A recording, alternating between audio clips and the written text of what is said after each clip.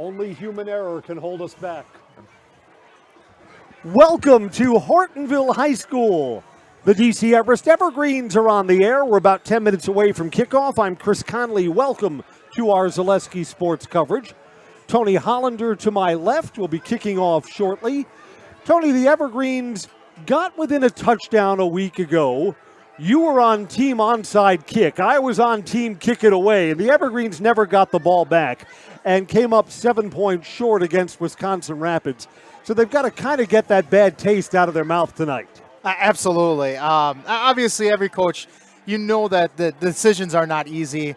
And Coach talked about that in the post game last week, that it was a tough decision and the coaches were going back and forth just like you and I were doing it on the air. Right, and Everest, after kicking away, Rapids got to third down a couple of times on that final drive and converted them, so the defense couldn't get the stop. This is going to be an easier opponent tonight, and one of the little twists of tonight's game, Hortonville was on a bye last week. They were supposed to play Wausau East.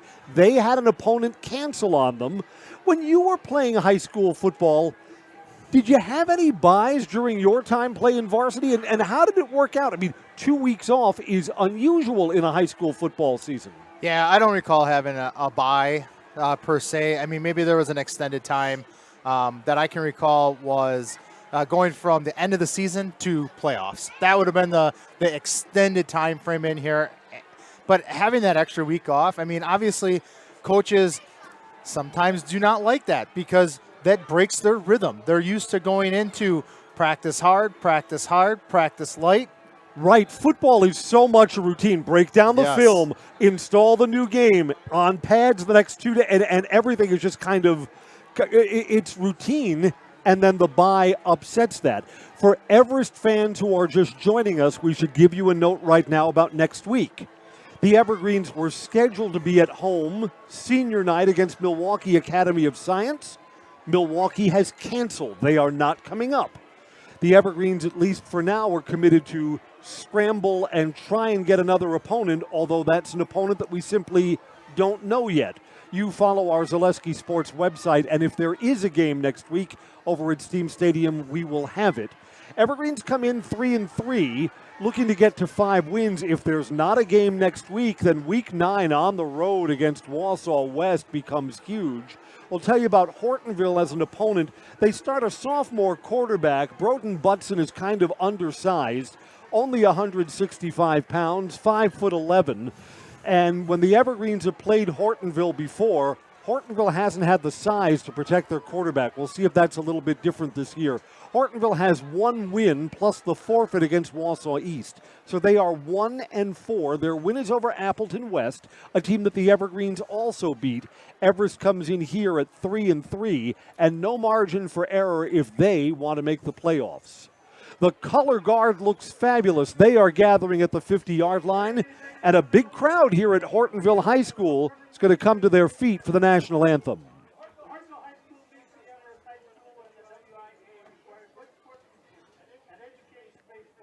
And it looks like the girls' choir at Hortonville will be giving us the Star Spangled Banner. They're assembling in front of the colors at the 50-yard line.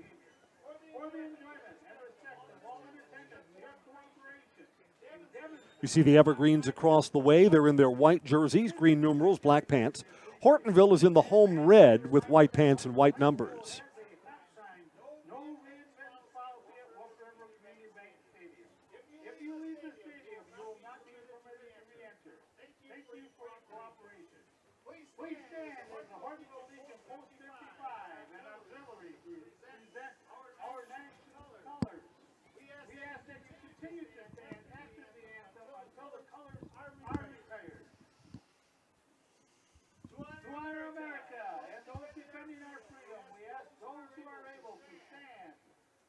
Remove your hat and place your hand over your heart as the Hortonville Choir sings the national anthem.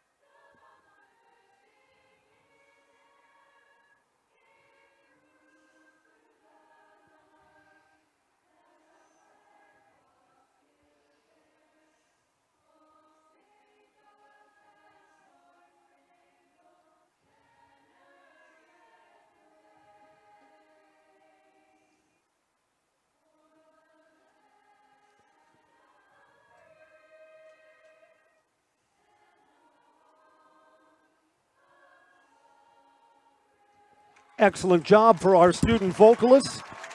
Thank you, Color Guard members, for serving us tonight. The Evergreens will get the ball first.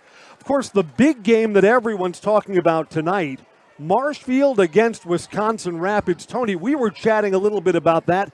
Who do you like in that one with first place on the line? I'm after seeing both teams being able to go up against the Evergreens, I'm in favor of Wisconsin Rapids.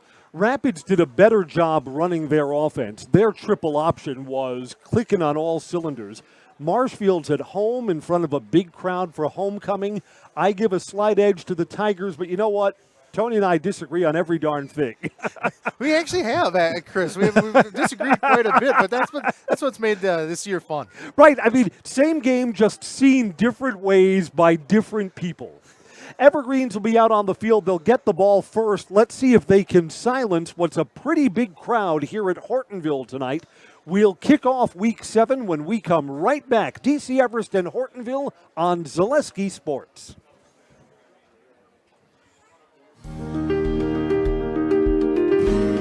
Thank you for helping Abbey Bank become the most highly recommended community bank. Thank you to all of our customers for helping us be successful. Thank you for putting your trust in us. Thank you for your loyalty. Thank you for helping us support our communities. We are grateful for customers like you. Thank you to all of our customers. We hope to see you soon.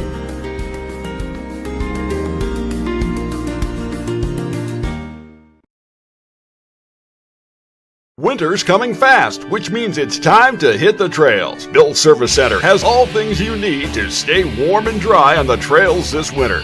With a full selection of jackets, bibs, helmets, boots, casual wear. And don't forget that Bill's is your chainsaw safety gear headquarters. Bill's Service Center is your one-stop connection for all your cold weather riding gear.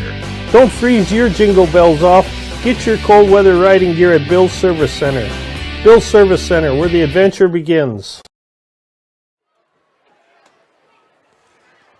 The home team, the Hortonville Polar Bears, are about to come out through the mouth of the giant blow-up polar bear. Hortonville's been kind of an uncommon opponent. They are in the Valley Football Association, along with the other Eastern Wisconsin team, Appleton West. Evergreens have played them twice and have been winners both times, once here and last year over at our place. Hortonville, when we've seen them the last couple of years, has liked to throw the football around. And again, the problem has been that the Evergreens have been bigger up front, and that Hortonville's quarterback, again, the last two meetings, just hasn't had a lot of time to throw the ball and has spent a lot of time during the game on his backside. So we'll have to see how the line play matches up. The Evergreens struggled up front against Wisconsin Rapids and Marshfield, two games that they've lost. I think they're going to find the going in the trenches a little bit easier tonight.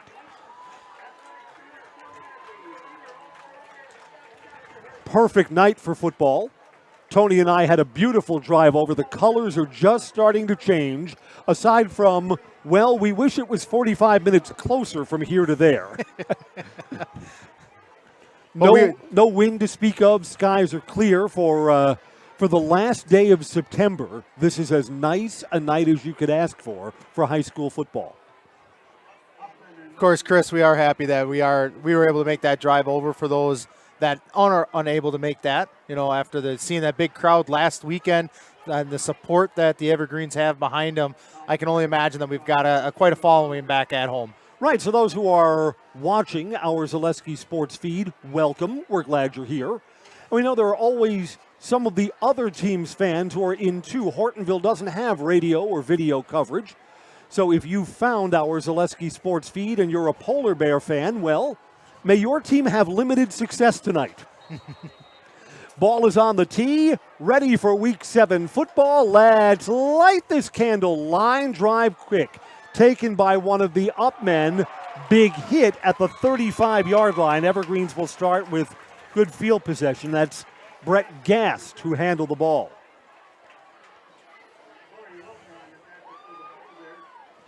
Again, if I'm the Evergreens, I want to get off to a good start. If you think you're the better team, let's put up some points. The Evergreens, though, trying to get back after a loss, trying to get above 500. It's mission critical on the road for Everest. Here's the senior, Jack Bobinski, from the pistol. He'll pass on first down. The protection's good. He double pumps, throws, complete, out of bounds. Preston Miller. Tony, Bobinski to Miller has been a favorite combination. In fact, for all the receptions that he has, Miller's been making a lot of catches in the end zone this season. Yes, he absolutely has. I was looking at the Valley stats, and it amazes me the amount of points that the two of those players have amassed. Yeah, when you get into the red zone and when you're throwing for touchdowns, you throw to who you trust the most, and that's Miller. 5 yards on first down. Moves the ball out to the 42. Pistol again, handoff, big hole. Evergreen's winning at the line of scrimmage. That ball came loose. I think he was down, and that's what the umpire indicates immediately. Caden Bangston, 9 yards, first down. Even though the ball came out at the end, that's still going to be a little concerning knowing that it popped out. Their ball control is going to be key here. The scoop and score that the Evergreens gave up last week really shifted the look of that game against Wisconsin Rapids. It was the first time that either of the teams went down by 2 scores, and the Evergreens never really got the ship right after that. Quarterback calls his own number here for a yard. Moves the ball just across midfield and into Polar Bears territory.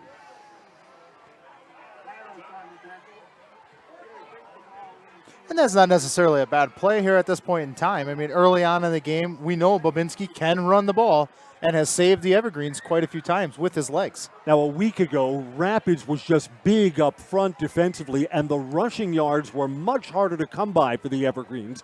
Everest wants to establish the running game tonight. This is a 3-receiver set. Time to throw, picks underneath. Big stick, forward for about 4 yards. Max Denny.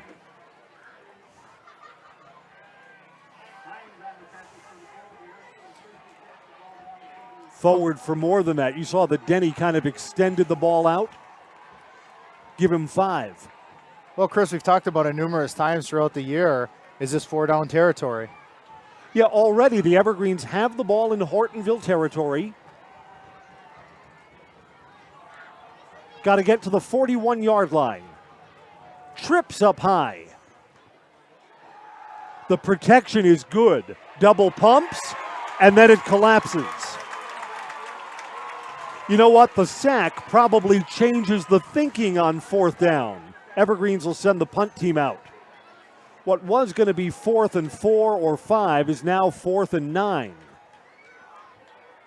Kick it away.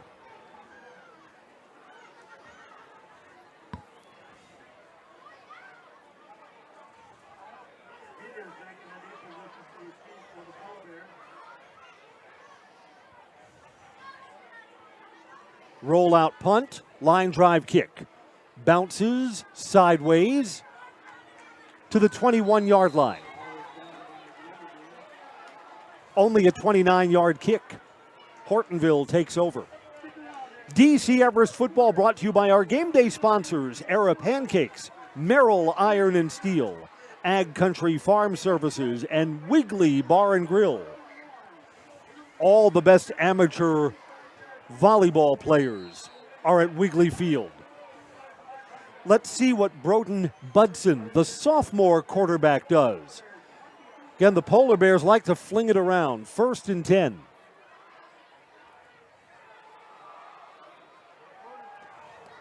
Not getting the corner, down for a loss. So far, yeah, it's early. There's a lot of football tonight, but the Evergreens have been solid at the line of scrimmage. Loss of 4.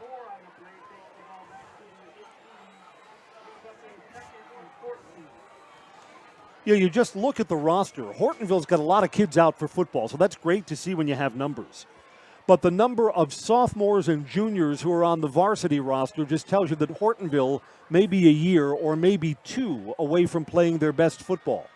Got 1 win so far this season. A lot of time to throw over the middle, behind the coverage, complete to Colin Wendt.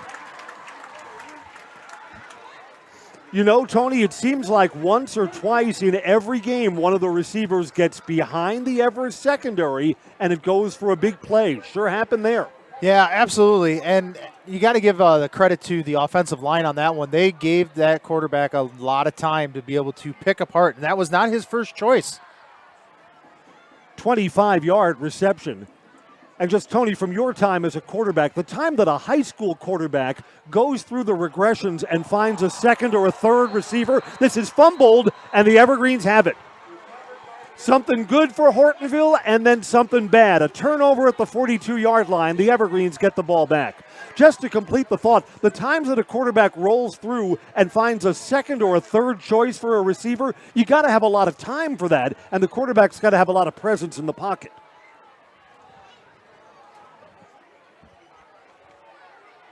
Well, of course, for a team with a losing record, the turnovers will kill you. Let's see if the Evergreens can capitalize. Evergreens picked up a first down and then had to punt. Hortonville picked up a first down and then fumbled. 1st and 10.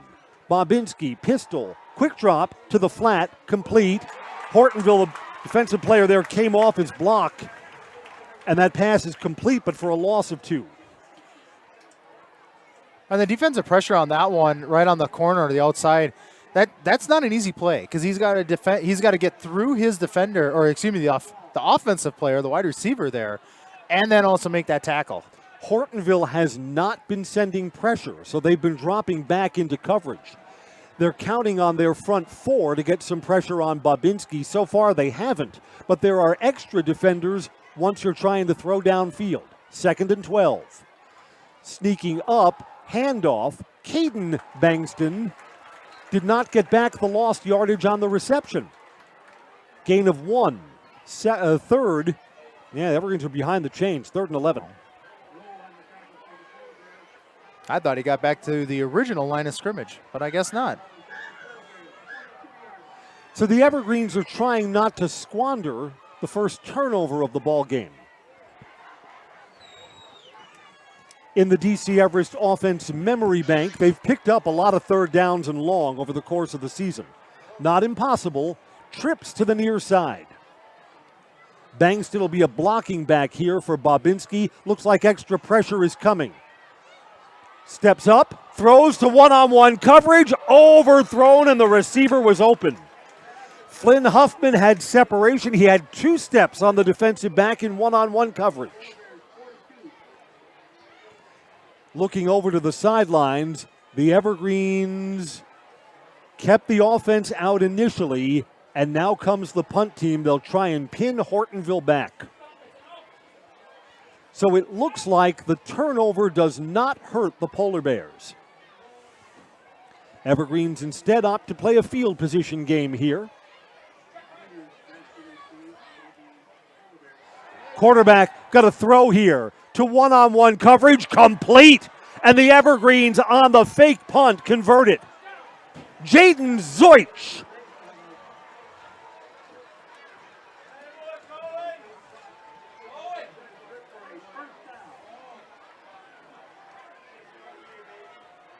You know, the Evergreens passed on 4th down against Rapids and were just short of the first down, short of the yard to make. Receiver made sure that he got to the sticks, got beyond them, and the Evergreens keep this drive going. Midway first quarter, no score. Everest is threatening. Bobinski back at the controls. 2 receivers to the near side. Pitch. Blocking, pursuit. Evergreens get the corner. No one established the edge. Bangston runs for 8 or 9 yards on first down. Best rushing play of the game for the Evergreens. And again, the pursuit was a little too slow, and the Everest offensive line set the edge, let him get the corner.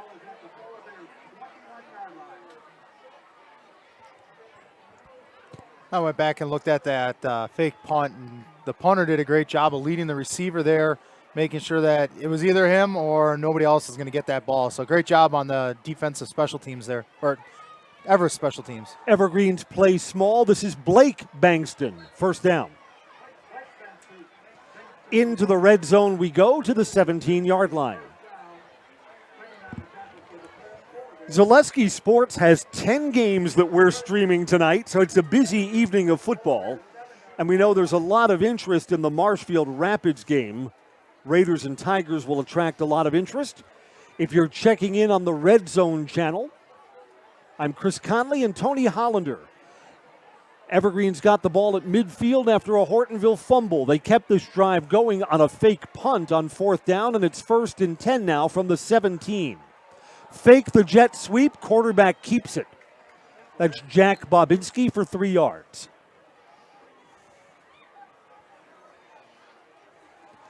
If you missed our opening comments, Hortonville didn't have a game last week. They're 1-4, come into this off a bye. Evergreens came up a touchdown short against a really good Rapids team looking to climb back above 500 on the road. And Hortonville, like everyone, like they've come out of the cornfields and the barn to pack the bleachers tonight. This is a really big home crowd. 2nd and 7. On the ground again, upended. Only 2 yards. 3rd and 5 coming up. Caden Bankston. Blake on the last run. Caden before that. Caden's the older of the brothers. He's the junior. Blake's a sophomore. And both of them will be coming back. The Evergreens running back core going to be healthy next season. 4 down territory, so 2 chances to get the 6 yards the Evergreens need here. Got to move the ball inside the 8. Going to pass. Quick drop, throws, one-on-one coverage. A lot of hand fighting for the ball there, and there comes the flag. Yeah, I saw that. Through to one-on-one coverage. Looked like the defensive back had his hands on the receiver.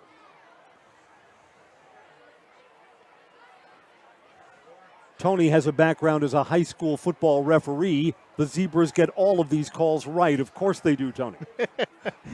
Well, I will go 99.99% of them right. Yeah, you know what? It was not a lot of contact, but when you see the hand fighting and the ball's in the air, everybody sees that.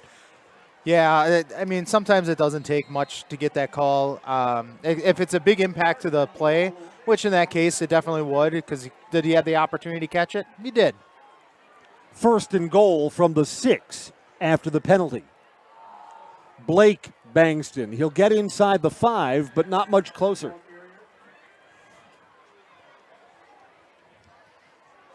Fast-moving first quarter. We'll go under 4 minutes to play the next time it's snapped. Whitetail Properties sponsors our football coverage. Looking for hunting or recreational property? Call Brian Rush at Whitetail Properties, 715-213-4468. Whitetail Properties, 715-213-4468. 2nd and goal. Singles to either side, 2 backs. Bankston stuck between the tackles, thrown back. No gain.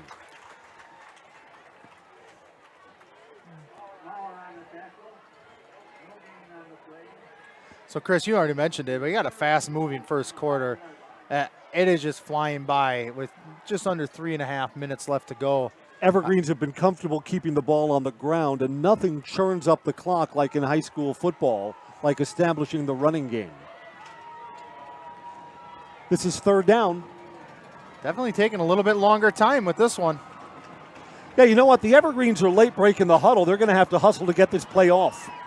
Caden Bankston's next to his quarterback. Play clock is below 10, now below 5. Got to throw, 3rd down, steps up, quarterback runs, spins, and only gets back to the line of scrimmage. Decision time for the Evergreens. And the decision is field goal. Evergreens kicked a field goal earlier in the season. This will be just a little bit longer than an extra point. A 22-yard try.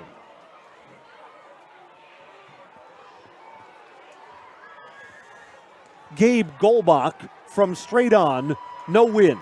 Snap, kick, line drive, good. 3-0 Evergreens. 2.5 to play in the first. We'll be back after these messages on Zaleski Sports.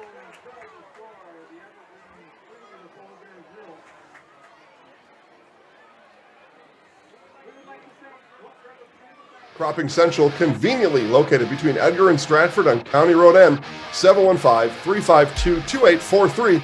Let Cropping Central take care of your field plans, yield mapping, crop scouting, and crop protection, including hail insurance. Cropping Central, 715-352-2843, and visit them on County Road N, west of Edgar. We're back. You know, in some ways, that's a victory for the Polar Bears. Turn the ball over at midfield. Evergreens get the ball down to the 5. Couple of rushing attempts were stopped. Tried to pass on third down. Quarterback stepped up, got no yardage. So the Evergreens were held for no yardage on 3 plays. First, second, and third down after getting down to the 5-yard line. So the Hortonville turnover cost them 3 and not 7. I'd say that's the very definition in high school football of living to fight another day. Hortonville has played Wausau West and Spash to close games. They lost both of them, but one-score games into the fourth quarter. Golbach to kick off. Taken at the 2. Wow, he's got to be down there. Yes, he is. High school football, that knee goes down and the play is dead.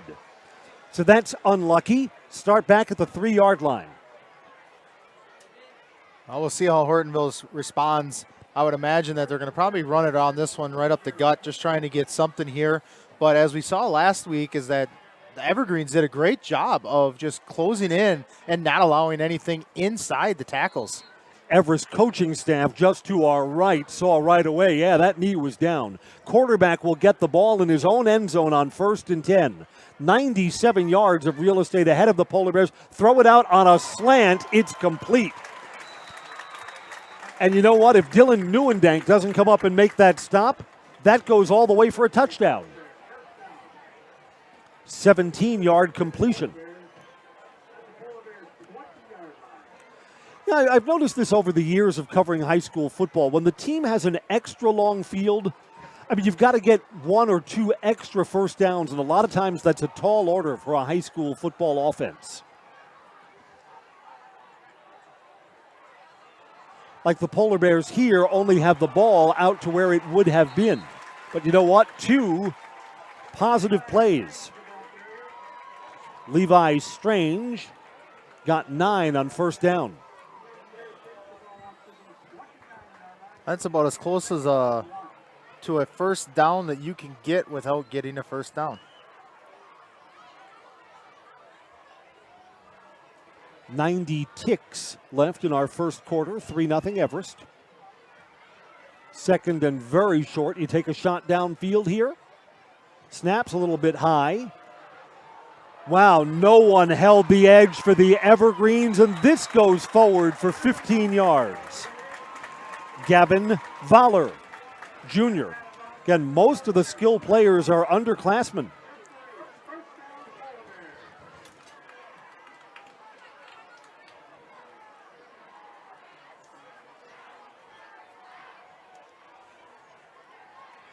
Evergreens are bigger up front when they're on defense, but we've seen a couple of times when the edge has been set by this Hortonville offensive line.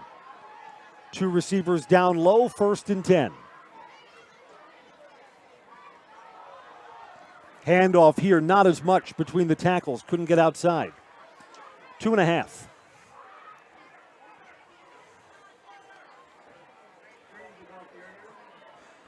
So, Chris, it's kind of living up to the same thing that they did last week against Rapids, where Rapids, in between the tackles, not able to get too much going. But as soon as they hit that outside edge and the contain got away from the Evergreens, they were able to gain more yards. 2nd and 8 here. Drive started back at the 3, out to the 47 now.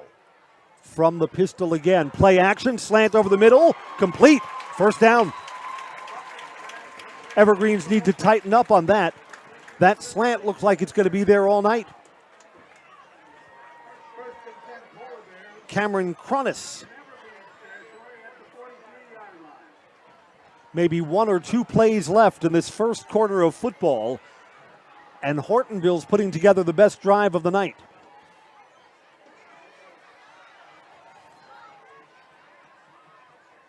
quick passes, too. Kind of negated the Everest quick drop again. Underneath, complete. 12 yards, first down. Seth Valerie. The clock is going to run once we respot the chains, and that's going to do it for the first quarter. Evergreens on a 22-yard field goal have a 3-0 lead, but Hortonville is driving. Quarter number 2 awaits when we come back on Zaleski Sports. Edgar Family Restaurant is located just south of Highway 29 in Edgar and open 7 days a week from 6 a.m. to 9 p.m. Breakfast, lunch, dinner, snack, drink, dessert, get it all at Edgar Family Restaurant. Homemade food to fill your belly and your soul. Daily specials including Friday fish fry, soup, salad, pies made from scratch, and a full menu of choices are yours at Edgar Family Restaurant. Give back to those who support our community. Give back and visit Edgar Family Restaurant for breakfast tomorrow, then stay for lunch and dinner too. Edgar Family Restaurant is a proud backer of Wildcats football. When the last thing you need to happen does.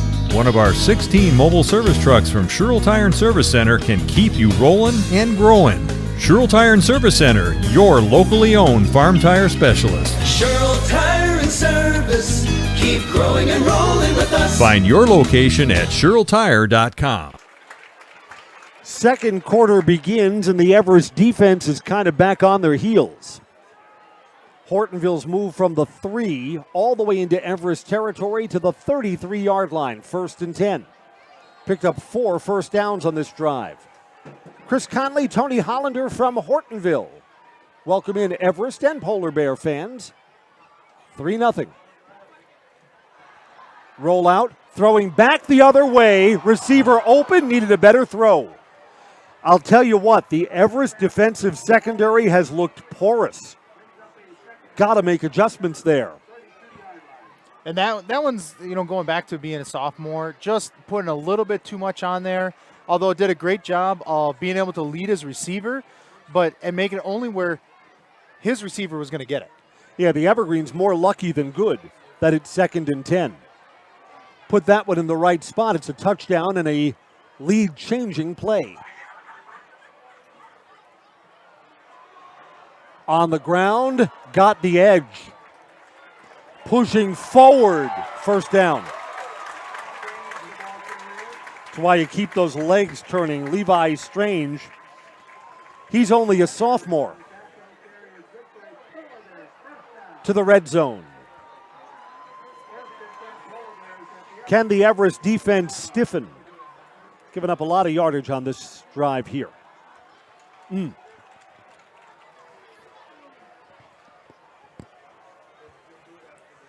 And where the Everest offense kind of struggled when they got the ball at the 50-yard line, Hortonville's offense right now is carving them up. Handoff between the tackles. It's the best defensive stand in a while. Gavin Voller thrown back, 2 yards. Football is brought to you by Stone Innovations of Plover, here to serve you, specializing in the fabrication, design, and installation of stone countertops. With the most advanced fabrication equipment in the industry. To begin your order, go online, stoneinnovations.net. One word, stoneinnovations.net. 2nd and 8. Again, Everest is big up front and can send pressure. But the quarterback, Butson, a lot of two-step, quick release, kind of negating the Evergreens pass rush. Man across the formation here. Handoff between the tackles, nothing. Strange gets a yard, maybe less. 3rd and long. Need to move the ball inside the 9-yard line. Yeah, you're right, Tony. On the edge, Hortonville's been getting yardage. Between the tackles, not as much. Well, and you said it just a moment ago. When I was thinking it was that Hortonville's done a great job in negating the defensive line, who I think has a little bit of an edge here against Hortonville, and being able to do those quick passes and keeping them out of the way. Do the Polar Bears take a shot for everything here on 3rd down? Play action. Blitz is coming. Has to get it away. Sliding catch right at the sticks. And it's going to be spotted enough for a first down. Evergreen sent pressure. Hortonville completes. No measurement. Yeah, needed the 9. Needed to get it just beyond the 9, and they're spotting it at the 8. Side judge indicated right away, first down. It's 1st and goal. Seemed a little bit closer than I thought so too. Clock should be running now. I'm not sure why. I mean, he was in bounds. And now a late wind on 1st and goal. To pass. To one-on-one coverage in the end zone. No flag. Looked like it was a little bit tall for the receiver anyway. The Everest defensive back is out on an island there. Matt Nielsen. Solid defensively. I think the other indication there, too, is that as the Hortonville receiver went down, he kind of slapped the ground like he was upset that he slipped. Now we got something going on here for the officials. Oh, they were looking for a ball. Come on, ball boy. Slide down the line with us. And there we go. One of the Hortonville assistant coaches was ready to throw another ball into play. 2nd and goal.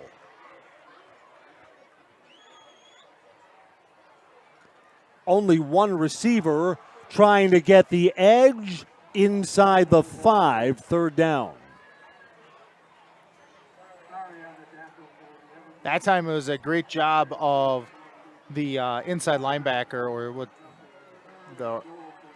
turning that one back into the defense. So that time they did not allow the contain to break down, and that's what minimized the yards gained. It's the 3rd time that Gavin Valner has carried. 3rd down. This is where the Evergreens got on their scoring drive. Couldn't get any closer and settled for a field goal. Will Hortonville have a different result? Pistol. Quick drop to one-on-one coverage again. It's high and too long. Again, they test Matt Nielsen out in the flat. Hortonville's going to send out the field goal unit 2. The Evergreens connected on a 22-yard field goal, and Hortonville will look to do the same. So on that last play, the one thing that I guess from a learning experience for the sophomore quarterback is going to be throw that more towards the pylon versus the middle of the end zone. If you would have threw it to the pylon, his player would have been able to run underneath that one. From the right hash, Colin Wendt. Kick hits the goalpost and goes through. Ding! The gods of deflection smile on the Polar Bears, and we're tied 3-3. 8.5 to go until halftime. Back after this break on Zaleski Sports.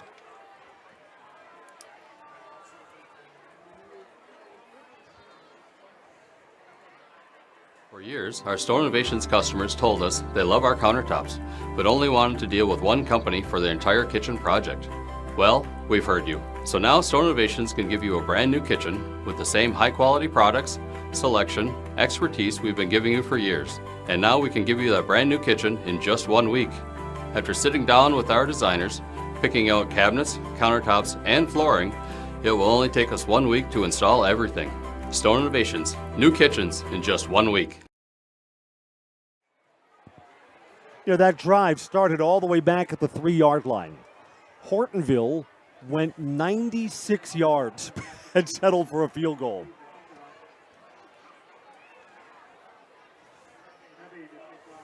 And, you know, just visually, I think the Evergreens are the better team. But here you are in a dogfight, 3-3. Everest offense has been kind of stuck in neutral. Hortonville's got a nice scheme and has been gaining ground against the Everest defense. See if the Evergreens can get a big return here, busting that up across the 35 to the 37-yard line. Dylan Neuendank, good field position for the Evergreens. Offense has been over on the sidelines for a while. Sponsored tonight by Nicolet Bank, offering personal banking that works for you. Locations in Wausau, Stevens Point, Colby, Medford, Edgar, and Merrill. Nicolet Bank. Chris and Tony, Week 7 high school football. Evergreen's late shift. Trips to the near side. 5-receiver package. Late pressure, big hit. Tipped and incomplete. And taking it right in the chops is the Evergreens quarterback, and he's not getting up.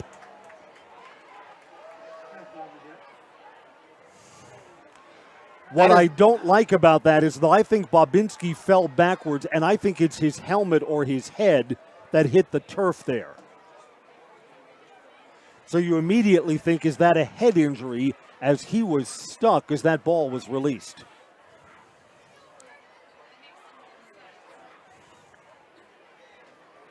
The Evergreens will need a new quarterback for their next play at least, as this is an injury stoppage for Bobinski, which means Reese Stoll, the junior, will be pressed into service. Bobinski's getting up, but I think they're going to take him through the concussion protocol on the sidelines. How could they not? Yeah, on the replay that we just saw, actually the Hortonville player did a great job. He went right through him, right with his shoulder pad.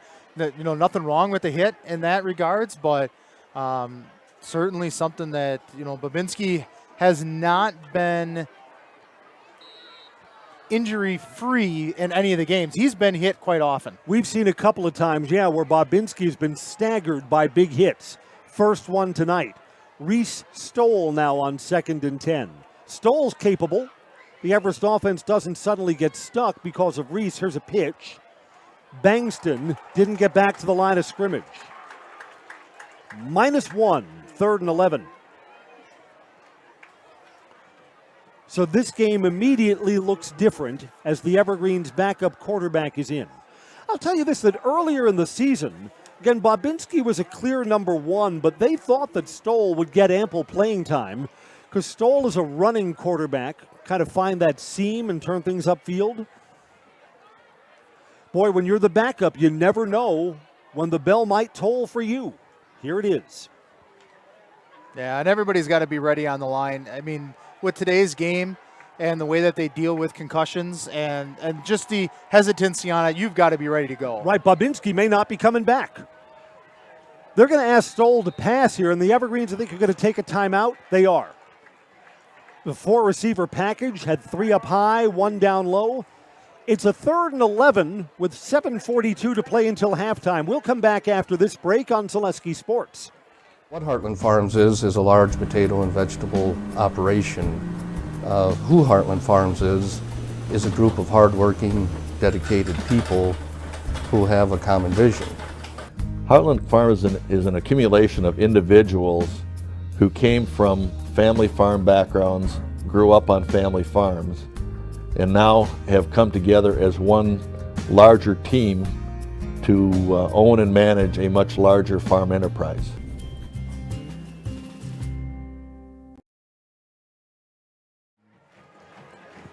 All right, after an Everest timeout, backup quarterback Reese Stoll is in. The Evergreens had a game last year where Jack Bobinski, the backup a year ago, came in when Bo Spoke was injured. It was a game over at Appleton West, and the Evergreens pulled out the victory. Got to get to the 48. Protection's all right. Hit as he throws, intercepted. That's why you don't want to put your backup in that spot. Big return down the far side. Turnovers are 1 apiece. And Hortonville, who had all the momentum after the long drive the last time, gets a short field.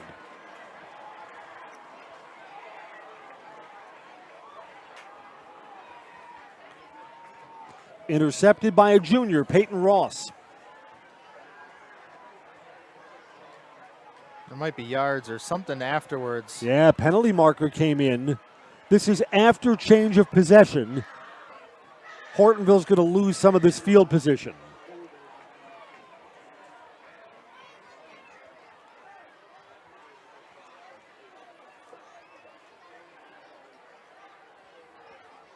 Curious in knowing where they're calling this one. If they call it near, well, where they got about the 34-yard line. Yeah, it was right at the end of the play where Hortonville really didn't need to do it. That ball was going out of bounds already. That can be a very costly penalty. Evergreens got a field goal off a Hortonville fumble. Let's see what Hortonville does now that the Evergreens have turned the ball over. On the ground, gets the corner. Hortonville's been faster to the edge than the Everest defense. This one only goes for 3 yards. But again, you see that if the running back tried to take that even wider, could have turned that even further upfield. That's Gavin Valner again. 2nd and 7. And suddenly it just feels like the Everest defense has been out on the field a lot in the second quarter. And they certainly have. After a 96-yard drive and now an immediate sudden change, it's putting a lot of pressure on the defense.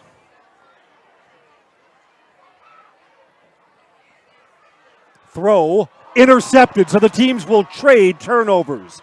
Dylan Neuendank out across the 50-yard line. Again, Hortonville likes that slant for a couple of reasons, that it's a quick play. It kind of counters the Everest defensive pressure, but that was just an errant throw. That wasn't a good pass.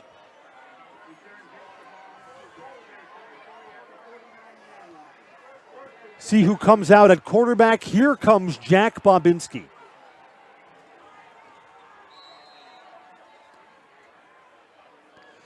And, you know, we're happy to see him back as long as he's all right. I don't want kids playing if they're not right, particularly if it's a head injury. I mean, obviously we've got professionals on the sidelines who check this out. Bobinski to throw. Lefty out to the flat, one-on-one coverage, complete. 13 yards and a first down. And Chris, there's that combination that we were talking about in pregame. Yeah, Preston Miller. And the Evergreens love Preston Miller in one-on-one coverage. And it's not saying Bobinski can't throw it to anybody else, because he certainly has, and he's done a great job of mixing it up at times during games. But his go-to is definitely Miller. Yeah, that's the receiver that he's got the most confidence in. No question about that. Clock stops after the receiver went out of bounds. Pitch, dodging one man, and loss on the play. Blake Bankston, -1. That was very close to that defensive player of breaking it up and causing a fumble. Yeah, Bankston was almost met at the point of exchange on that pitch. Is it just me, or does it seem like the Evergreens have been behind the chains too much here in the first half? Yeah, they definitely have been playing a little bit more on their heels, and Hortonville has been on the offense quite a bit today. Singles to either side on 2nd and 11. Quarterback rolls out, still has the ball, thrown down. A loss of 12 more.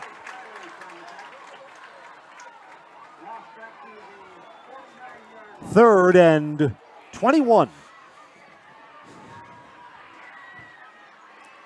Well, I do recall against Spash, they were in a similar situation, similar field position, and picked up that big play. The Evergreens on that conversion, again, that's a couple of weeks ago, the Evergreens dialed up a screen on 3rd down. I would not be surprised if that's the call here. Got to get all the way down to the 28-yard line, and Hortonville looks like they're sending pressure. It is a screen, and it's too tall. Looking for Caden Bankston. Punt. So here are the Evergreens in a dogfight. And Chris, on that play, you gotta think that Bobinski had a little bit on his mind of, I don't want to necessarily get hit. I've been hit a couple different times, and release that ball just a little bit too high. Right, he needed to hold that one Mississippi longer, didn't he? Wobbling kick, fair caught at the 13-yard line. Hortonville's overcome some bad field position. 5 minutes to go until halftime.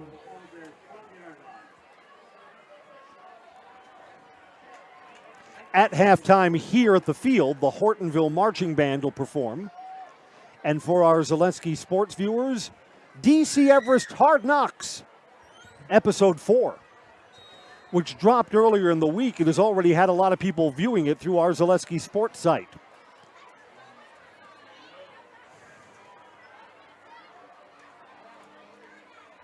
First and 10, backed up. On the ground, nothing. So Butson, the quarterback, threw an interception his last time. Handed off here for 2 yards, 2nd and 8.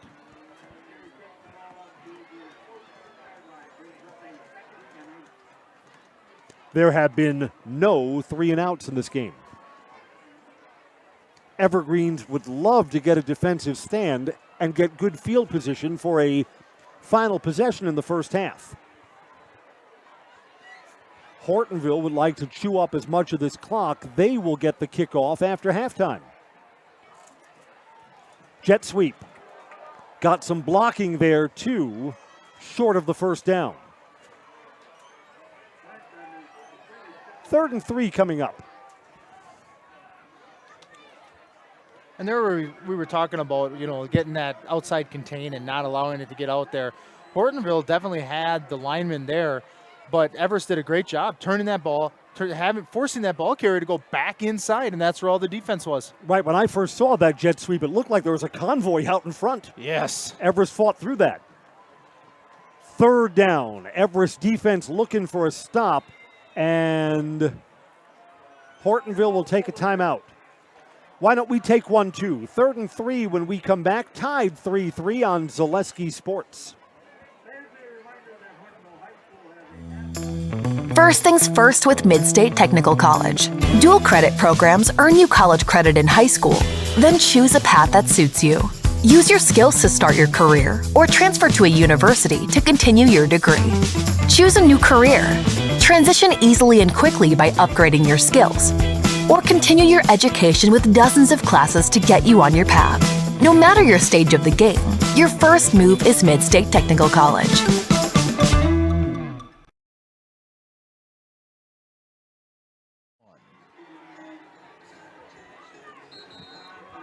Both teams have 2 timeouts for what's left in this first half. Hortonville took this timeout on offense to discuss 3rd and 3. Need to get beyond the 22. Everest is stacking the box here. Pitch to the corner. Didn't get it, I don't think. Yeah, he's short. And the Evergreens get the 3-and-out. Punt team's going to come out here. So the Evergreens will get the ball, 3.5 on the clock in a tie game, and figure to get good field position too. Neuendank will stand at the 50-yard line, ready to receive the punt from Colin Wendt.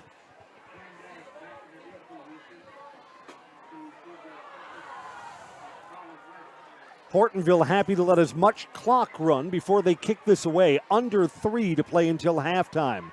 He is indeed kicking. Short kick. Get away from it, boys. Bounces. Polar bear roll to the 43-yard line. So that punt ended up what? Partly cloudy after a really bad kick. That punt was in the air for 15 yards and rolled what? Yeah, it rolled 21 yards after that. A good 21 yards on that one, maybe a little bit more. From the 44.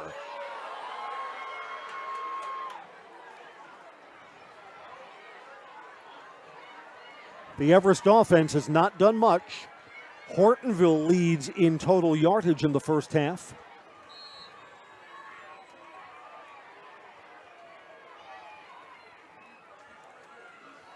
All right, so this is the 4-minute drill with 2:46 left. You practice this all the time. Good protection. Bobinski runs, fakes, and steps out of bounds.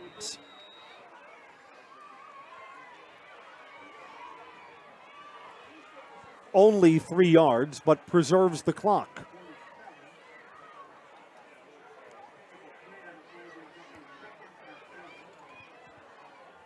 I'm sure at this point, anybody that's coaching staff, and Bobinski starts running, and there's a little bit of a... Yeah, Bobinski got his bell rung, if you weren't here earlier.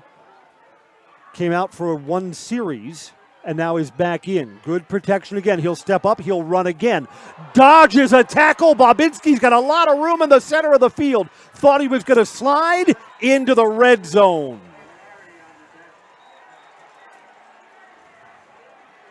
That's a 34-yard run for Bobinski. And one of the polar bears is injured. That's one of their captains, Luke O'Connor. 230-pound senior limps to the sideline. Neither team has found the end zone yet. Clock runs, and on this part of the field with 2 timeouts, time's not a factor. Evergreens can huddle up, can still use the running game if they wish. From the 19. Red zone coverage on Zaleski Sports, tied 3-3. Chris Conley and Tony Hollander, Hortonville and DC Everest. Bobinski, pressure from the backside, slant over the middle, almost intercepted. Wanted Preston Miller. He always wants Preston Miller in this spot of the field. That was a bad throw. I'm sure Bobinski wants that one back. Yeah, one-on-one with your best receiver dragging across the field, you want to lead him further.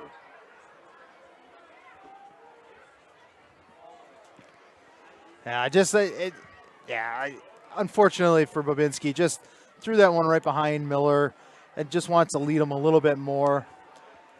A different outcome than at that point. Miller's the receiver down low, and they've got single coverage again.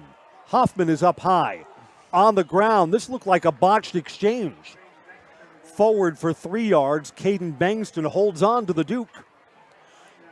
I'm actually surprised that one didn't get called back for a false start, because Bangston actually started a whole half of a second before the snap actually happened. So not seeing a flag come out on that one is a benefit to the Evergreens. So breaks for Everest on first and on second down. Evergreens are taking their second timeout for what's going to be 3rd and 7.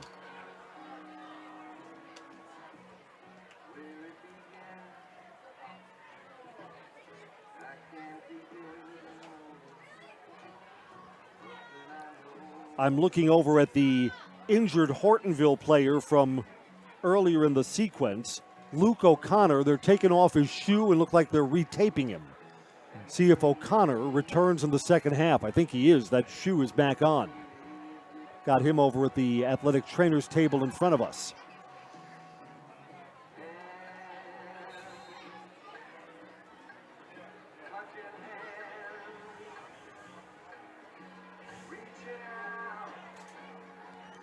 Timeout's over. Everest will come straight to the line of scrimmage, and the Hortonville crowd gets loud trying to cheer their defense on. Big spot, late first half. Singles to either side from the pistol. 3-step drop, throws, complete. First down, breaks the tackle, touchdown Evergreens! That'll quiet the crowd there. Flynn Huffman is in the end zone. 18-yard strike, and here we are with just 92 seconds left in the first half. That's how long it took for one of these teams to find the end zone. That was a great job finding the isolation on. Huffman's got a couple of drops in the end zone over the course of the season. Sports is all about redemption here. This is blown dead before the kick. False start. Going to try this from 5 yards back.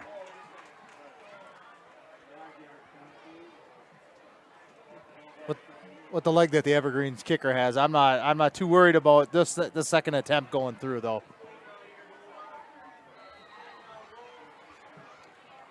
For Gabe Golbach, this is now a 25-yard try for the point after. Snaps a little high. Yeah, that would have been good from 15, 20 yards further back. Our new score is 10-3. Let's keep go it back right to here. that replay here for on the touchdown. Got the one-on-one coverage on the outside, and that's what you come up to the line of scrimmage. That's what you want your quarterback to identify. Where's the single coverage?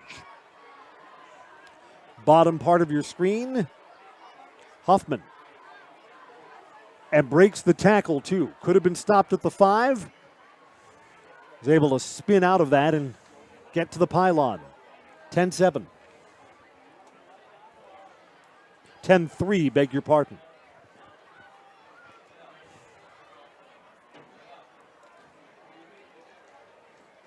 For our production team, DC Everest Hard Knocks. We'll go right to it as soon as we go to halftime, as the episode is longer than halftime normally is. We'll show you as much as we can.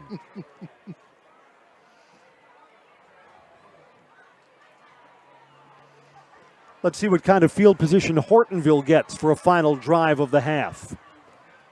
Just over the 20-yard line. Don't want to turn the ball over here. 1:26 and 2 timeouts for the Polar Bears. And because Hortonville likes to throw, I bet they'll be in go mode even though they don't have particularly good field position. I think they're going to ask Broughton Butson, their quarterback, to create. Oh, they have that opportunity to throw it too. I mean, they've shown in the first half here already that they've been able to make those quick passes and make the connection. Again, Butson's only a sophomore, but it doesn't look like they hold back any of the playbook from him. They're asking him to do everything. Evergreens didn't like the defensive alignment. Coach Luke Coonan just to our right, screaming so loud from the press box they could have heard him on the field calling for a timeout. I'm going to agree with you on that one, Chris. I was waiting for it. I'm trying to watch down on the sideline as I'm hearing him yell for a timeout. I'm looking at on the sideline for DC Everest to see if I could see that happen. And coach is sprinting down there right as well. If you see Coach Coonan during practice, he's nice, calm, gentleman all the time. No, Everest fans know that I'm joking. Nobody's got a fire in the belly and tries to light it under the players like Coach Coonan. In fact, Coach Coonan will tell you, when I'm yelling at you, I'm trying to make you better.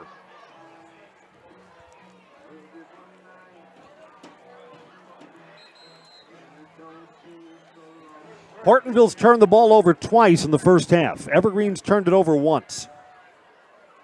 10-3. Everest trying to get to the locker room with the lead. Twins up high on 1st and 10. Throws underneath. That other receiver becomes a block. Was that a block in the back? No flag, and it's a big gain. Out to the 45-yard line. I don't know. I thought that other receiver engaged from behind. But you know what? Zebra's closest to it, and we are in the highest press box that we've worked from all season. So we're like a million miles away. We're in Clintonville, I think. Pass went forward for 20 yards. Got out of bounds, too, to stop the clock.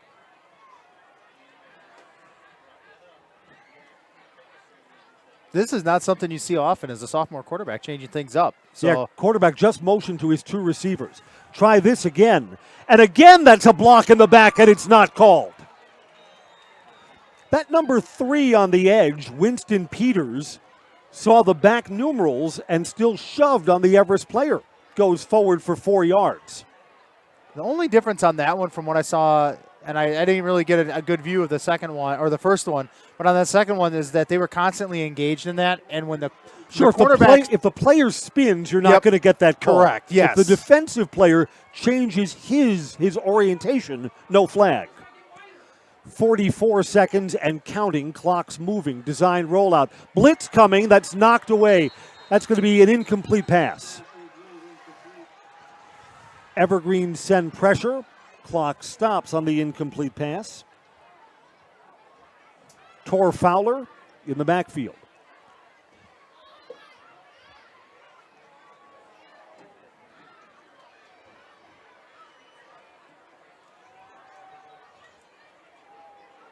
So after taking a look at both those plays, Chris, definitely that first one, more of a block in the back than that second one. Yep. The first one, there was definite, you could see the number and the Hortonville player pushed, but on that second one, it was a roll and not much there. 3rd down. Pressure coming again. One-on-one. It's overthrown, almost intercepted.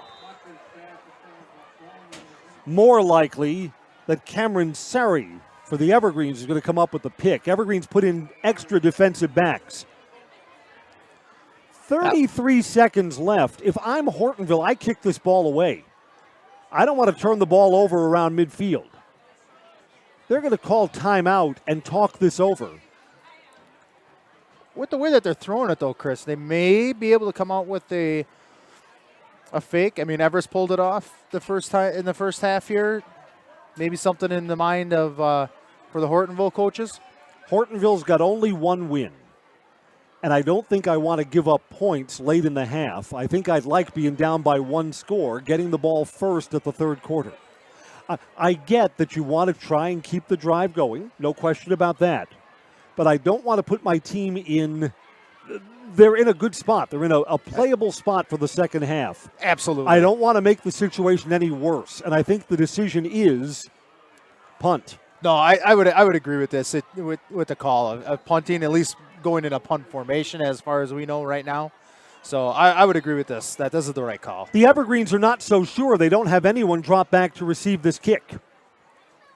It is indeed a punt. No one back there. Bounces, rolls, and down at the 1. Well, you know what? With that huge roll, that's a 52-yard punt, and the Evergreens from this spot on the field can't take a knee. No. There's not enough room to take a knee here.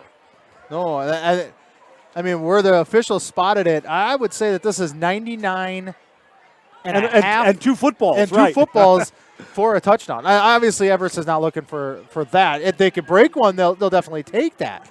But they just want to get out of here without giving up anything. Right. I think, once that ball rolls inside the 20 or the 15 or the 10, you take a knee with no timeouts. Cannot take a knee here. Got to keep this ball out of the end zone. I almost want to know if they're going to do a quarterback sneak there. Yeah, there you go. Bobinski's going to push this forward and moves it out to the 3-yard line. And I think the Evergreens, that will get us to halftime. Don't have to run another play. Evergreens 10, Hortonville 3. The difference of Flynn Huffman, 18-yard touchdown reception. Nope. Timeout Hortonville. Okay. From here, you can take a knee, and that'll do it. And I understand the ability not to, use them or lose them type of a deal, but there's not much to gain here other than keeping your players out. And we've seen so many times late in the game in this type of situation where it's a meaningless down, players getting hurt. And that's the one thing you don't want to see. Right, so you take this timeout, and the only thing that you're betting on is a fumbled snap between the center and quarterback.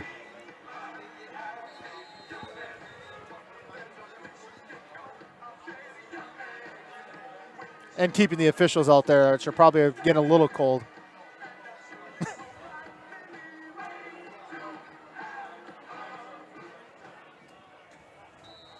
All right, here we go. Second down and a knee. Bobinski's pointing to me, so that's what he's going to do. I don't even like pushing forward here. Just gives a chance for others to grab at the ball.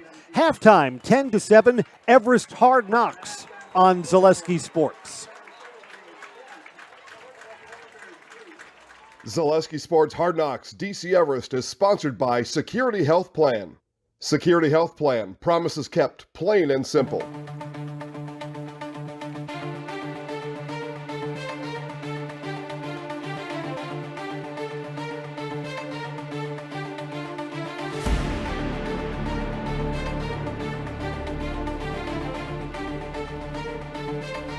Need to get across the 50 to the Rapids 48. Again, 2 up high and 2 to the near side. Late pressure, downfield, caught! Preston Miller, touchdown! And the Evergreens will make it interesting. What's up, guys? I'm Preston Miller. I go to DC Everest High School. I'm a senior this year, and this is gonna be my day in the life. So far, we woke up this morning bright and early. It's 6:16. I think it's 6:16. Can't really see it. Don't got my contacts in yet, but Mom got me right already this morning with a nice breakfast. Crucial for the day. Gotta get the mindset right, Got me the scrambled eggs, the sausage, the toast. She got it going. It's homecoming week. We got the homecoming assembly today, so we gotta keep focused throughout the day. But I'll give you more updates throughout the day, and we'll see how it goes. What's up, guys? I'm on my way to school. I'm actually almost to school already, but first of all, kids, don't take a video and drive. This is a one-day thing only. Yeah, so I figured I'd take this time to talk about some music. So like before the game, I like to listen to, I don't know, I like to pump myself up a little bit, so I listen to a variety of people. Usually we got a speaker going in the locker room, but it's usually Lil Baby, Polo G,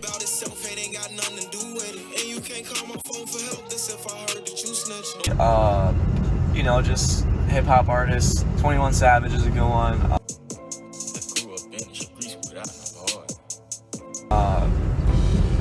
I don't know, Kanye, anything really. We get ourselves pumped up, but then honestly, with myself, I like to do some like meditational stuff or like softer music, which people are gonna make fun of me for, or they have made fun of me for, but I really just like to let my body relax and almost find like a rhythm within myself, and I think it helps a lot. I mean, I've done it, and the results this year have been really good, so we're gonna hope keep building on that. So I'll give you guys some updates. We got lifting first hour, 7 o'clock.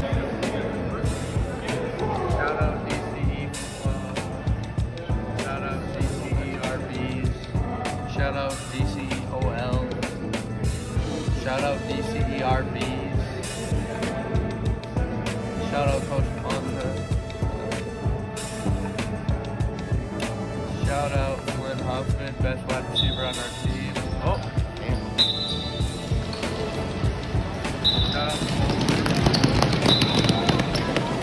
Oh, get out the way. Preston's coming. We so fast. Speed, baby. Oh.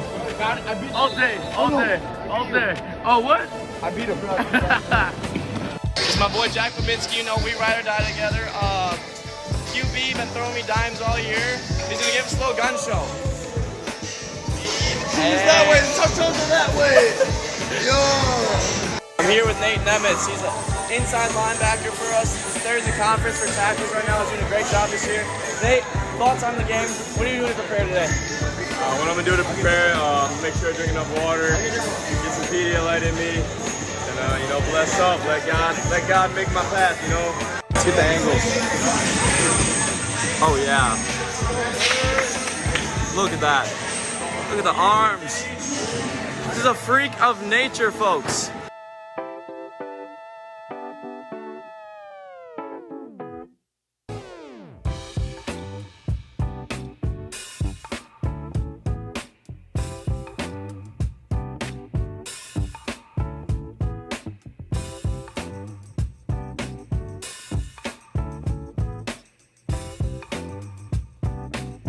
What's up, guys? We just got done with the lift. You know, got some light little pumping, just some light stuff pre-game. Don't want to go too hard. Here with Money Mark, 6'6", future D1 commit. You know, leader of the forest. Also, he's gonna have our student section going tonight at the homecoming game. Yeah, right now we're just doing some homework. He's doing some German. Like, why would you ever take German? When are you ever gonna speak German in the U.S.? That's the real question. For German people. And I'm doing some AP calculus. Marcus is actually in the class with me, but it's too easy for me. He's struggling, but it's a little too easy for me. Okay, but I just have a question. Like, when am I ever gonna need to find the derivative of x plus the square root of x when x of 0 equals 1? Like, somebody just explain it to me, man. School's going good. I'll give you guys an update later. My sports and history teacher, Mr. Hansen, just got a question for him. What would you tell Zaleski Sports and all these people watching about your favorite student, Preston Miller? Well, I will tell you this, that he's a beast on the field and in the classroom. Okay. So that's what I'd say. Okay. That's all you got? That's what I got. All right. Where's Cam? Say hi. This is our starting DB, Cam, sorry. We got Clay. Sports and history, we got a lot of the guys in here. We got Jay-Z in the back. Where's Simon? Simon's in the There's back Big corner, T in the back. there. Coach Cooney is our offensive coordinator. Great guy. This is our touchdown Sally for tonight. Flynn Hoffman, partner in crime. Show me your tutty dance. Hey. Shulong, what are your thoughts on the game tonight? Oh, homecoming, big crowd. We're gonna have a great time tonight. I mean, I'm injured. Saw last week. I mean, Zaleski was probably praying for me, but I mean, it's gonna be a great crowd. I think if our offense comes through. Tell me about the hat. The hat, I actually stole it from somebody else. The hat I stole from somebody else, but I'm calling it mine now, and she's making me one. Okay. But I mean, it's homecoming week, Everest Pride. Alright, now we got some live action net and racket games. We got the ellipse ball. First 1 to 5. Check this out. Come on, Carson, show me the work. Here we go, Carson. Show me the work. Show me the work. Oh, yeah. Oh! Ace! That's an ace! We're at lunch now. Basically done for the day. After this, we got the homecoming assembly. And I'm going to go home and get ready for the game. But check out this lunch, guys. We got a nice BLT wrap, some grapes, apples, fries, chips, a cookie, the milk. Oh, what you got? I wish I had pancakes, but that's for tonight. Oh, yeah. I got a spicy chicken sandwich. I got fries, I got apples, grapes, and the cookie. Big man gotta eat. Hey, what are your thoughts on the serving sizes at the school? Way too small. Way too small. Maybe for like a normal person, but not for a lineman. It's not enough. We're at the homecoming assembly. Everybody's filing in right now. We got the band, the dancers, we got all the seniors up here. Let's go. Let's go! Let's go! This is going on Zaleski. BK.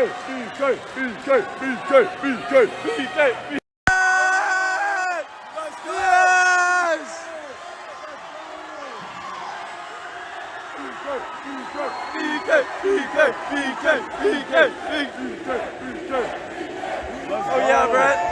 Crown that man. Crown him. Yeah.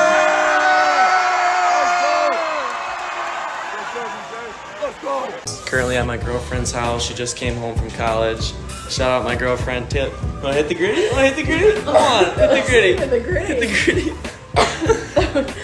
Well, none of them want to be on camera, so shout out Jordan, shout out Taylor. You know, we're just chilling, playing rummy. I don't know if you guys have heard of it before. I'm sure many of you have.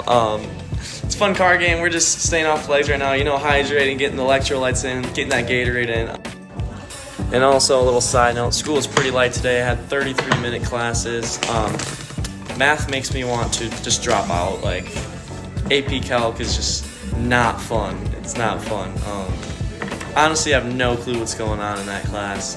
Human Bio, it's going okay. We got a test on Wednesday. Not really ready for it, so we're gonna have to do some studying this weekend. All right, well, just got in my car, about to leave my girlfriend's house, head to the field. We gotta be there a little bit early because the roads are gonna be blocked off for the homecoming parade.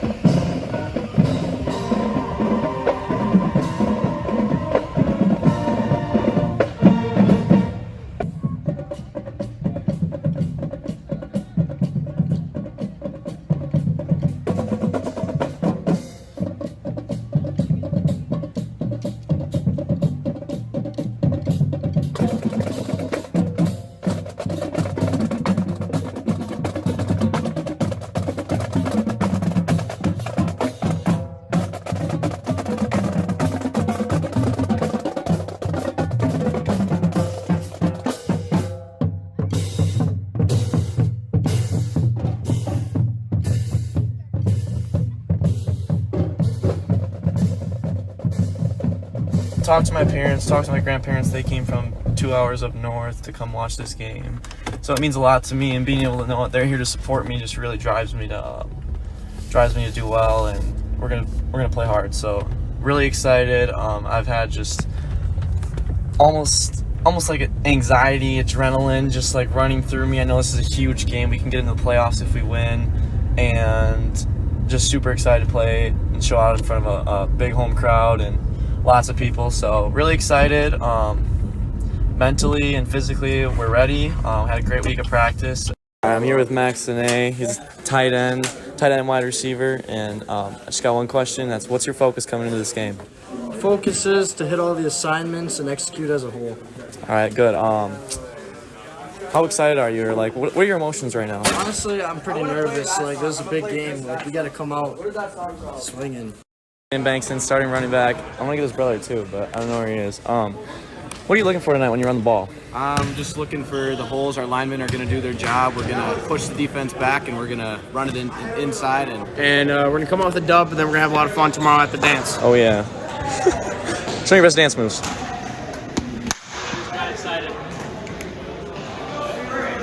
There you go.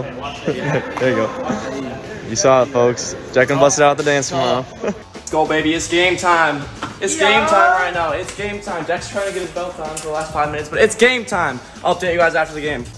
Year after year, the homecoming game attracts the biggest crowd. Hi, I'm Chris Conley, along with Tony Hollander, getting ready for Week 6 high school football. And the homecoming game happens to be a really good one. DC Everest against Wisconsin Rapids. Tony, both of these teams come in with 3-2 records. Both of them have kind of high-profile conference losses. Wisconsin Rapids lost earlier in the year to Wausau West. Marshfield beat DC Everest. You can almost think of this as an elimination game. The team that loses tonight kind of loses their chance to win the conference title this year. Week 6, 2022 high school football. Gabe Golbach has it on the tee for the Evergreens, who will kick off. Whistle sounds, leg swings, let's light this candle. Line drive kick taken at the goal line. Rapids will run it out. Blocking, tripped up by his own blocker and just across the 20-yard line. So this became a much easier third down after the Everest penalty. Quarterback will keep it. Late pressure, had to throw too soon, and it's intercepted.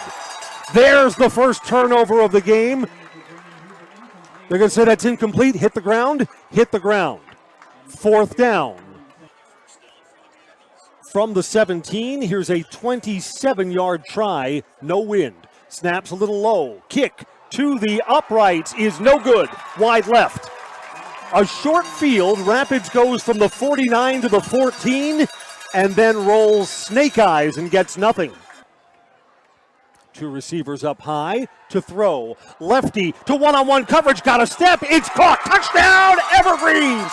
No, they're going to mark him at the 1. Mark him at the 1. They're going to say the legs of Preston Miller were down.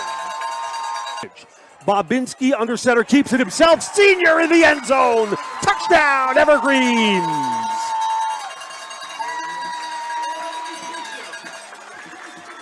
A moment for the Everest defense.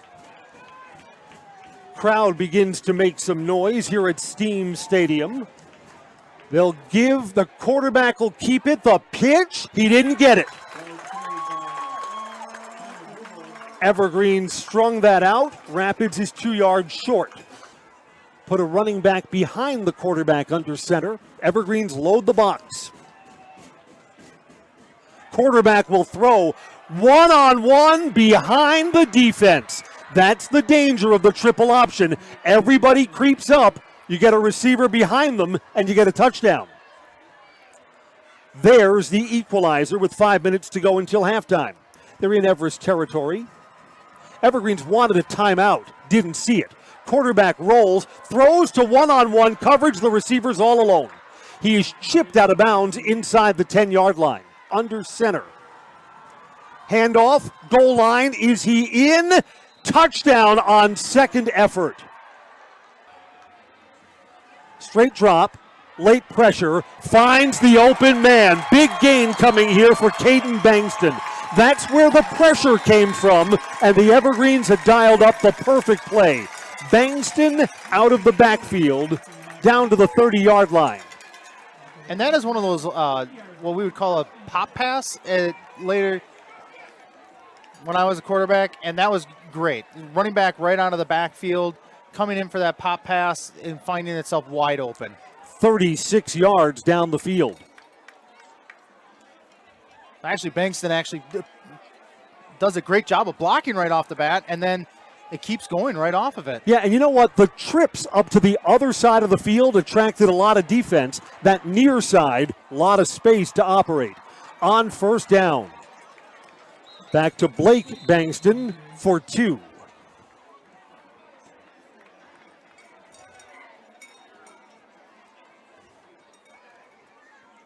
Boy, if the Evergreens take this ball, march 80 yards down the field and stick it into the end zone, game on for the second half.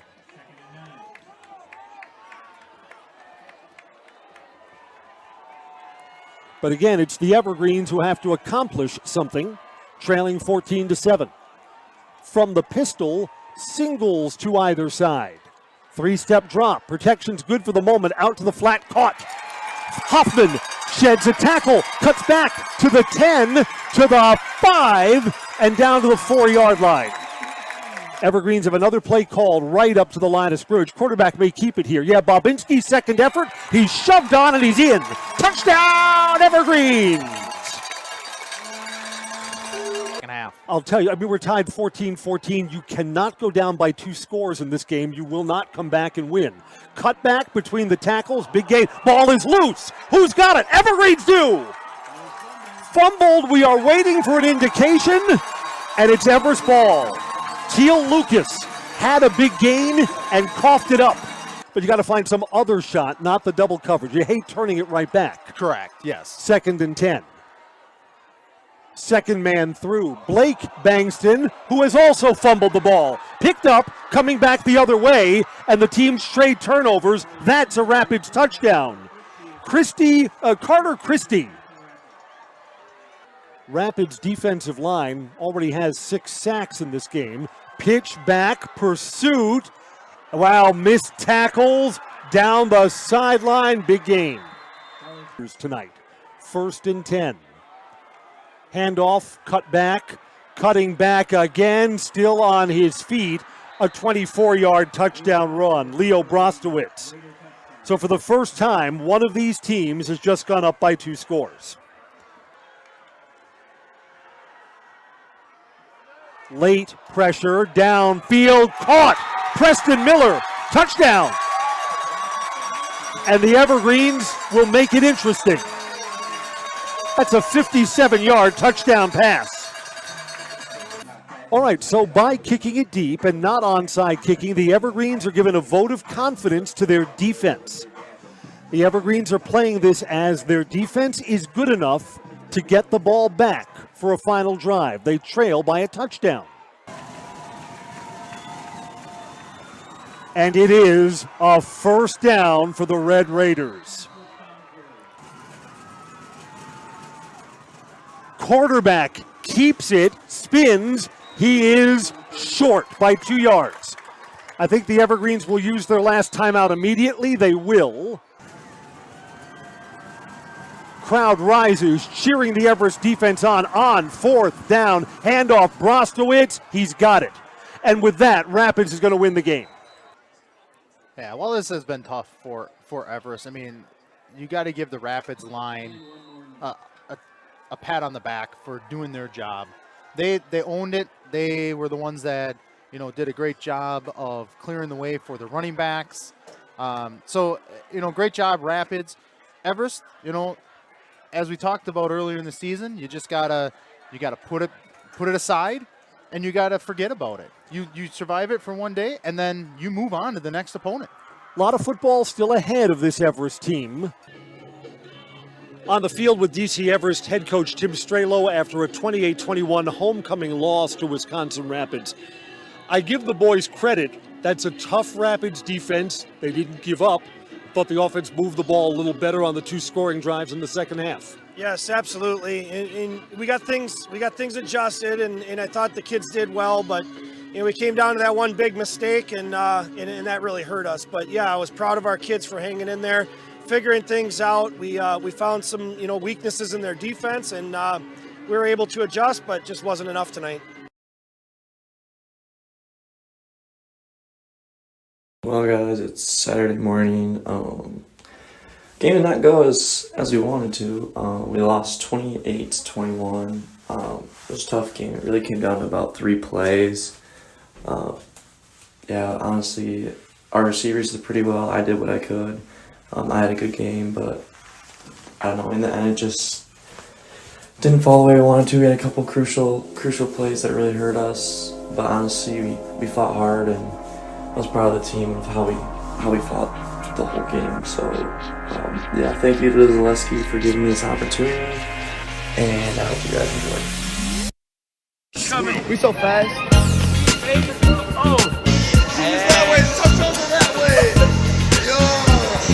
Glenn Hoffman, partner in crime, show me your tutty dance. Hey.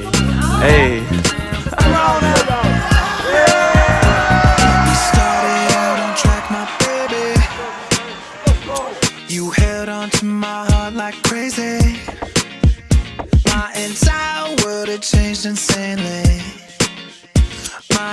entire world had changed. My entire world had changed. Now we're pulling up from the sky. From the sky. 'Cause we're living our life. Yeah, we're living our life. The river's so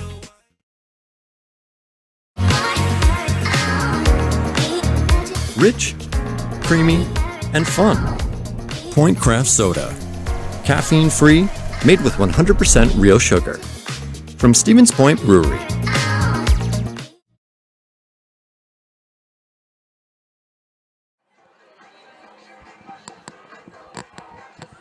Welcome back to Hortonville. Second half about to get underway. Chris Conley and Tony Hollander, Evergreen's 10-3. The difference, 18-yard touchdown reception for Flynn Hoffman. You know what, Tony?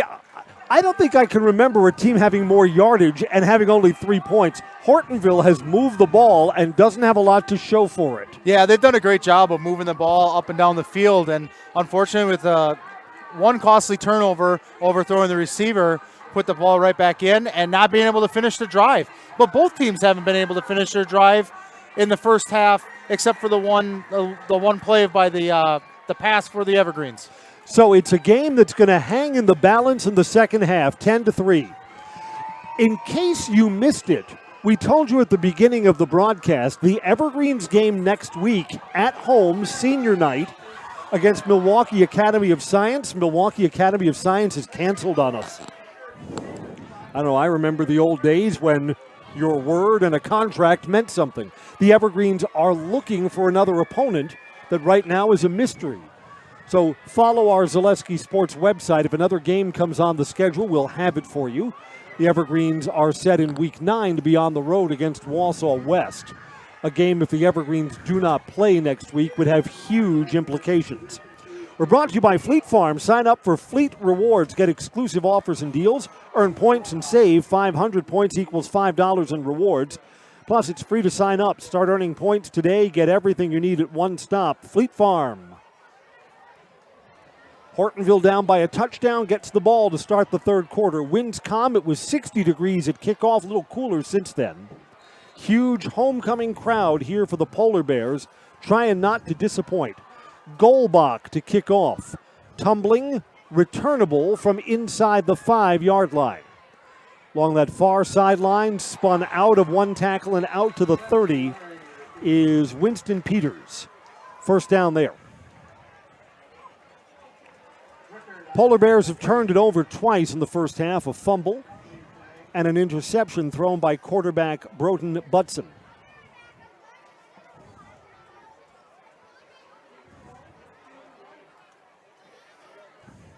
And a penalty on that run. Got a block in the back.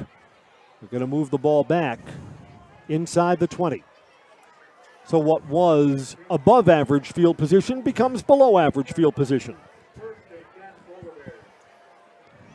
Single receivers to either side. A long field has not bothered Hortonville at all tonight.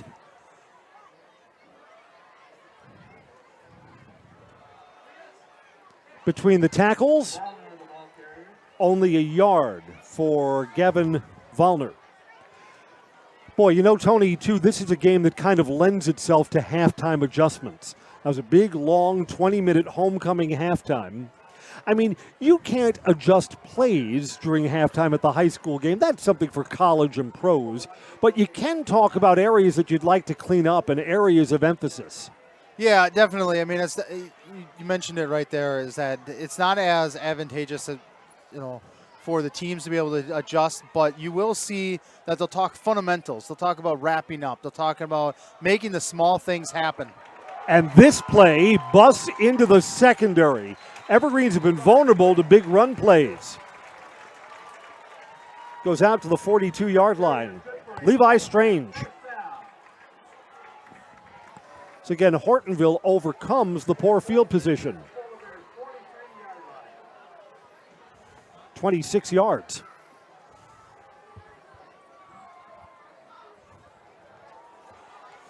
If Hortonville takes this opening kickoff of the second half and sticks it into the end zone, tell me how tonight's game ends. dogfight, game on. Already pretty tight. To the edge, roped down. A tackle over there on the far side by Carson Davchek saved a big gain. Very close to a shoestring tackle. Right, if he doesn't make it, that does get to the edge and probably gets big yardage. And they say that baseball is the game of inches. Football is too.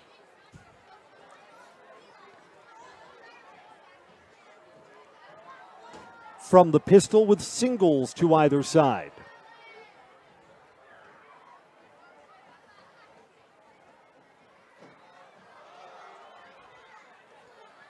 Fake the jet sweep, go between the tackles, and the Evergreens have stayed at home. Arlen Sangster's at the bottom of the pile.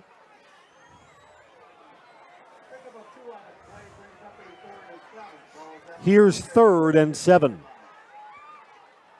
Hortonville only punted twice in the first half.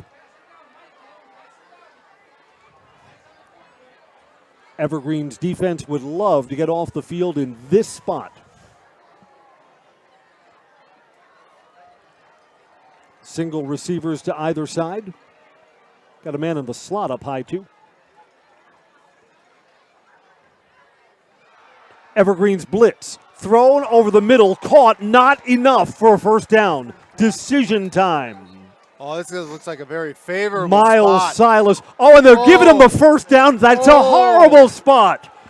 Oh, my goodness. Oh, he was stopped short. Very well, very short, very short. Oh, my goodness. Boy, that should be 4th. It should be 4th and more than 1. 4th at 1.5 yards. And actually, we had a great camera angle right on that, right down the line from where our camera was. And you could see that he was, even spinning, was not able to extend that ball, extend it out. So very favorable spot there for Hortonville. Come on, man. Throw over the middle, knocked away. Good defense there. Matt Nielsen, who's been in one-on-one coverage a lot, that's the 3rd time that he's been up to the task in one-on-one coverage. And you know, when you're on defense, you got to sustain. The Everest defense should be off the field in this spot.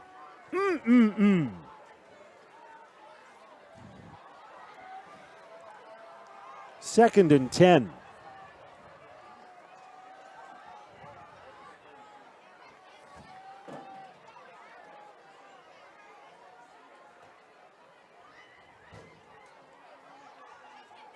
Play action, pressure coming, thrown over the middle, open. Breaks a tackle, 2 inside the 30, inside the 20, still going. 1st and goal. Second time that Miles Silas has come up with a big play. Out of bounds at the 8.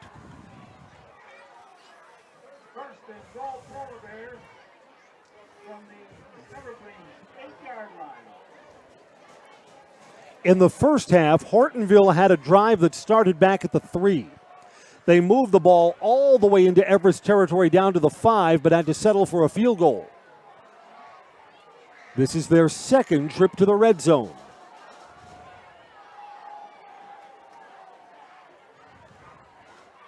Receiver in motion. Ball is loose, and the Evergreens have it. Red zone turnover. 3rd time that the Polar Bears have given up the ball. And that's a good response from the Evergreens, not to get overcome with, what happened a few plays later with, not a favorable spot in their sense and more for Hortonville. Stay calm, cool, collected, create that turnover and get the ball back. That's a killer turnover for Hortonville in the red zone, down by 7, chance to tie the game. Let's see what the Evergreens do here, because you know what separates the good teams from the so-so teams? Good teams make opponents pay for their mistakes. From the 18, between the tackles, just 1 yard or 2. Football is brought to you by Heartland Farms, a 5th-generation potato and vegetable farm with a variety of chipping potatoes. They're currently farming 27,000 irrigated acres and growing. The cream of the crop in potato farming. Learn more at heartland.farm. That's heartland.farm. 2nd and 8. 2 up high. Preston Miller's the outside receiver. He's got one-on-one coverage. The Evergreens try and find him. Keep it on the ground. Caden Bangston, first down. Out to the 31-yard line. That's the Evergreens' best running play in a while. And one of the few that have actually gone for bigger yards between the tackles for either team. Here we are at the midway stages of the third quarter. So there's a lot of football remaining tonight. It would be a game changer if the Evergreens march down the field after a red zone fumble and put up points. And they still have a lot of real estate to cover. Quarterback running the option. Bobinski keeps it, doesn't pitch. He's got 6 yards. You know what? The few times the Evergreens run that option play, they probably use it only once, maybe twice a game. Bobinski never pitches. Well, if you tend not to use it too much, you're not gonna, trust that ability to pitch it, even though it's about a 4 or 5 yard pitch. That may be a good thing, right? The lower percentage play is to pitch. The safer play is for the quarterback to keep it. 2nd and 4. Handoff here with a head of steam. No first down. That's Blake Bangston. Just hearing you talk about that just reminds me of the movie Remember the Titans, where Denzel Washington's sitting there saying, son, you can throw it a mile, but you can't make that pitch 4 yards. You got to make that pitch. Step and pitch it. This is a big play coming up for the Polar Bears defense. It's 3rd and 3 after the O fumbled the ball. Evergreens got it at the 18. They've moved it out to the 38. And the Evergreens need 3 yards to keep the drive going. Singles to either side. Boy, do the Polar Bears need a stop. Throw to one-on-one coverage, too long. Bobinski took a hit too. Going to be helped up by one of his offensive linemen. And the Evergreens will send out the punt unit. So the red zone fumble does not cost Hortonville any points. Chris, let's just go back to what you were talking about. Lots of yards, not a lot of points to show for it. Costly turnovers. Yeah, 3 turnovers. Dare the Evergreens fake in a 1-score game? No, sir. Kicking it away. Bouncing kick. Scoots. Can the Evergreens get on this? Inside the 5. Down to the 3.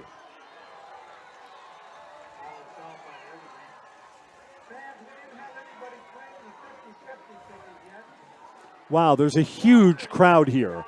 And you look across the way and see the smaller visitors' bleachers where the Evergreens are well represented. Parents and fans coming here.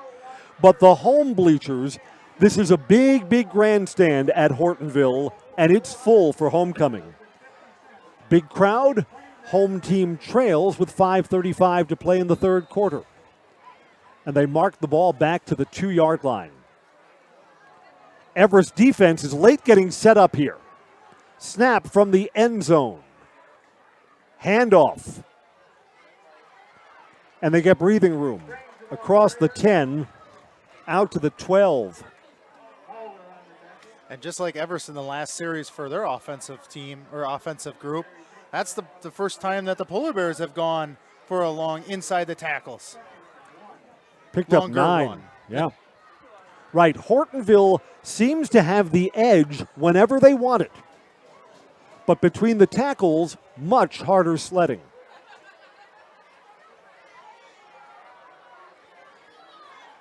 That, I don't think, got a first down. We'll wait and make sure based on where our crew spots this. You know what? We're making fun. This has been a pretty good crew. You figure that they had one spot that wasn't all that good, and they missed a block in the back of the first half that sprung a big play. But you got to figure what? An officiating crew, 60 plays for each side. That's a lot of plays over the course of a year, and we're talking about 2 or 3 that we disagreed with. And you're not going to get them all right.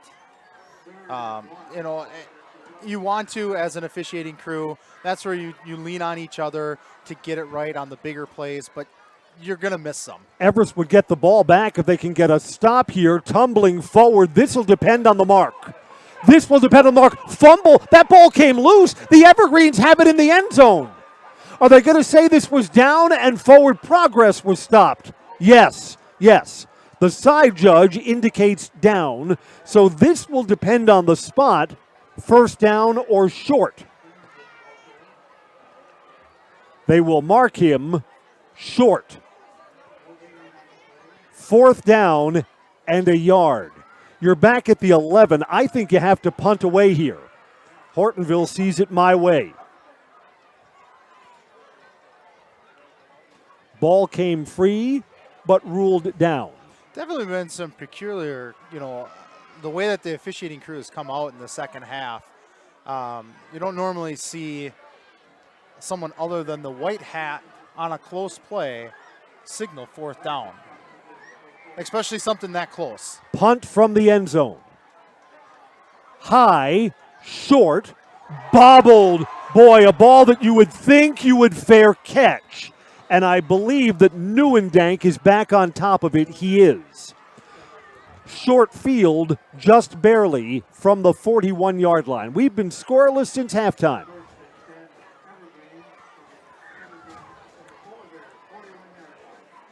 So this is the second time in the half that the Evergreens have possessed the ball up by one score. Remember last week how the shape of that game changed when one team went up by 2 scores. That's the opportunity in front of the Evergreens here. Let's see if opportunity knocks and someone walks through the door. Bobinski on first down. Power football, handoff, got a cut, patient running. Lunging forward, first down. 14 yards for Caden Bangston. Brought to you tonight by Ag Country Farm Credit Services, a farmer-owned cooperative with a wide array of custom financing and financial services. From loans and leases, crop insurance, tax, and records, they have you covered. Ag Country in Stevens Point. Quick play, second down, almost intercepted. Caught for a loss of 2 or 3 yards. Pearson McDonald. Hortonville defender doing a great job staying at home, doing their job.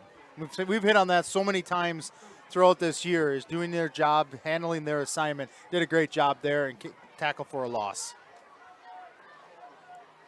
Yeah, a loss of 2.5 yards.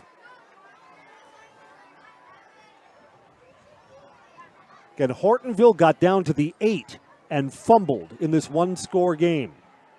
Trying to get the edge. This didn't get back to the line of scrimmage either. Caden Bangston. Tell you this, too, Hortonville's defense has done a good job keeping them in the game.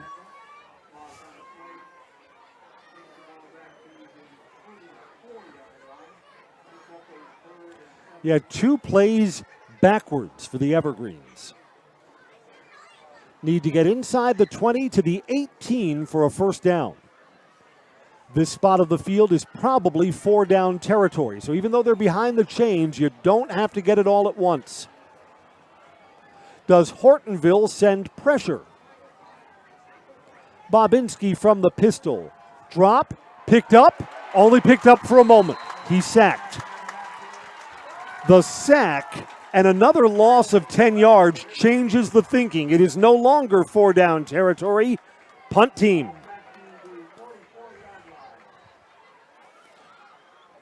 Yeah, you hit it on it just a little bit ago. The Hortonville defense has done a tremendous job of keeping the rest of the team in this game and keeping it close.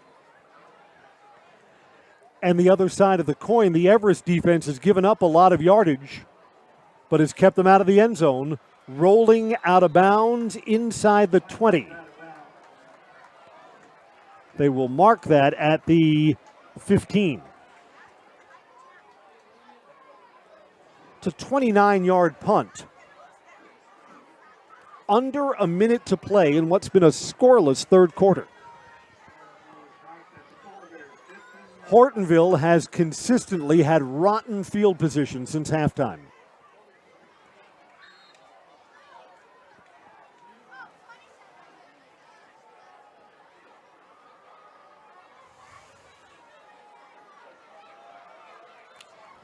Everest defense steps up. Rallied at the ball for a loss. Gavin Vollner back for 2 yards, back for 3 yards. Maybe just 1 or 2 more plays left in our third quarter tonight. There have been times when this 7-point lead has seemed a little tenuous.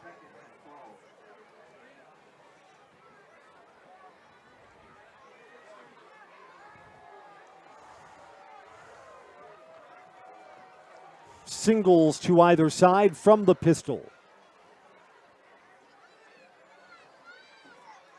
Play action, pressure, swung out, breaks 1 tackle. Oh, they're going to say his knee went down? I'm not sure about that. Ruling the receiver down by contact, and that's the end of the third quarter. That play goes only for no gain, got back to the line of scrimmage. So the fourth quarter awaits, and third down is coming up for the Polar Bears. 10-7 Everest on Zaleski Sports. At Nicolet Bank, we believe that our hometown communities are the backbone of what makes Wisconsin special. From Crivets to Manitowoc and Algoma to Grand Chute, you see a thriving community with Nicolet Bank working as a partner, acting not as a corporation, but a community. When we serve together with local entrepreneurs and leaders, great things happen. That is our guiding principle. A strong and successful hometown means a strong and successful Wisconsin. We are proud to be a part of that. Nicolet Bank. Real people, real conversations. At Express Employment Professionals, we place people from all walks of life in all kinds of jobs.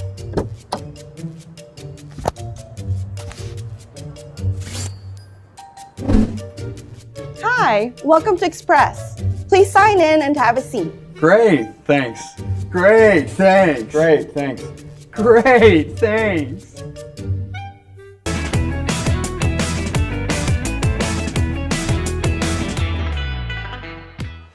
Was 10-3 at halftime, 10-3 to start the fourth quarter. Pass is, wow, the receiver couldn't plant and couldn't come back. Incomplete. Hortonville will have to punt. Looking for Winston Peters. That was a poorly thrown ball. Yeah, the sophomore quarterback, Broden Budson, kind of looks a little raw at times.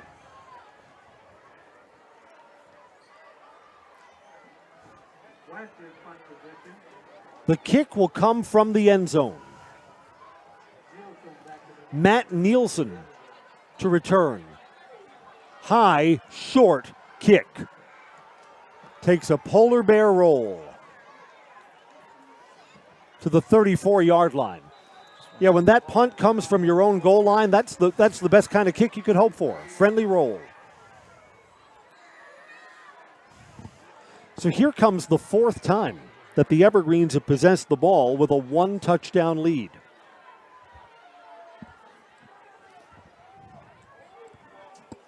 And now in the fourth quarter, if you could get up by 2 scores, any kind of points, would be a big step towards sliding this game into the win column. 1st and 10, 34-yard line, new drive for the Evergreens, and they'll pass. Good protection to the flat, complete. Spun back short of the first down. Forward progress is 7 yards. Now we'll spot him forward for that. 8. Flynn Huffman, who has the touchdown reception.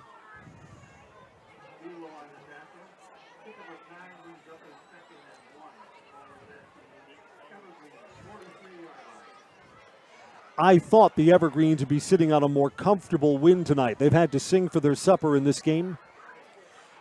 You know, one of the things that you brought up, Chris, at the very beginning is talking about that 2-week rest for the Polar Bears. You know, does that come into play where they have fresher legs versus the Evergreens coming off of a tough loss against Rapids? Can't take the sack here, and instead the ball is loose. Wow. Evergreens are on top of it. Bobinski's got to know that if he doesn't like what he sees downfield, he's got to get rid of that ball. So what was going to be 3rd and a yard or so goes back to 3rd and 11. So I think both quarterbacks right now, is what we've seen in the second half, have come off, you know, almost gun shy in a sense, and not being confident in what they've been taught and what they've been coached on. it's possible that the Evergreens could be on a bye next week, setting themselves up for a Week 9 road game against Wausau West. Everybody in town will be at that game. This is coming back on a hold. It's caught, and I think this play is going to be wiped out. Everest bench very excited. You know what? Could be a late hit on the quarterback, too. Let's see what we have here. Bobinski is not up after completing that pass.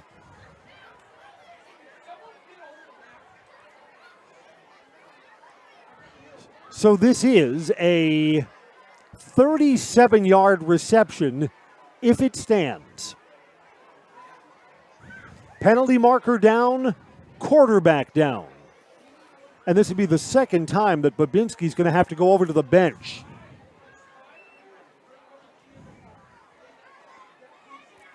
And we do not have a preliminary indication yet on the penalty.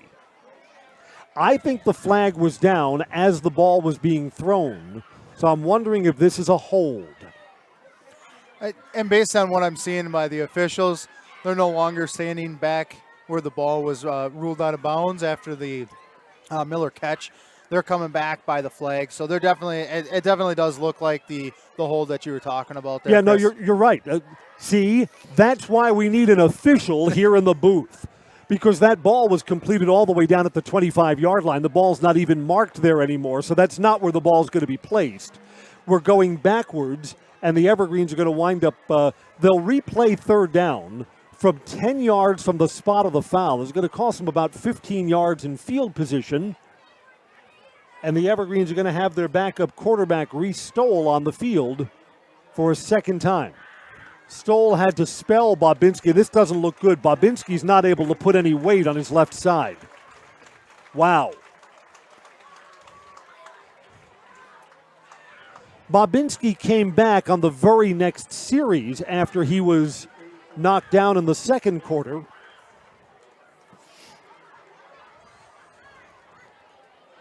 It's going to be 4th and 26. No, they'll actually keep that one at third down. We're going to replay third down, right? It's not an intentional grounding. We don't lose the down there.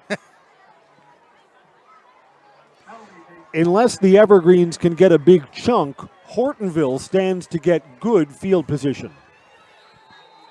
Reese Stoll threw an interception when he came in as the backup quarterback in the first half. At his feet, Stoll picks it up. Thrown back for another 3-yard loss. Well, we've seen it twice in tonight's game where the punters have come into have done big things with big legs, where maybe it's up in the air for about 25 yards, 15 yards, but then rolls for 25 yards or more. So I got to tell you, the way Bobinski came off the field, I don't think he's returning to this game. So the Evergreens are going to have to find a way. Bouncing ball, that's dangerous to try and field at the 45-yard line. Winston Peters. So if your number one quarterback is not able to go, this puts even more pressure on the Everest defense here. And they get put into a tough position because this is by far one of the best field positions that Hortonville has had all night. Yeah, short field, trailing by a touchdown. And if Hortonville scores, then the Evergreens need more points for a happy bus ride home. To throw. Good protection, almost tipped by the linebacker. It's complete for 6 yards underneath.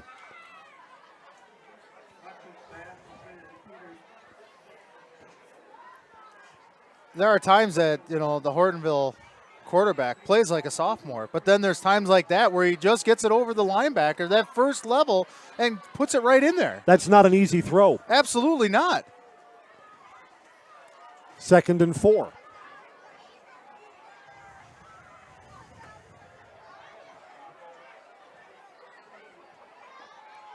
Receiver across. Jet sweep? No, it's a handoff. And it does not go for a first down. No gain. Gavin Vollner Nielsen came up. 3rd down. Seeing the amount of time, I definitely would say that this is 2-down territory for the Polar Bears. Everest needs a big stop like they just had this last time. Quarterback took a long time on the sideline getting the play, and now Broden Budson's got to run, got to sprint into the huddle. He's going to be tired before the play even starts. Play clock's inside 10 seconds. On 3rd down, Evergreen send pressure. It's picked up. One-on-one coverage.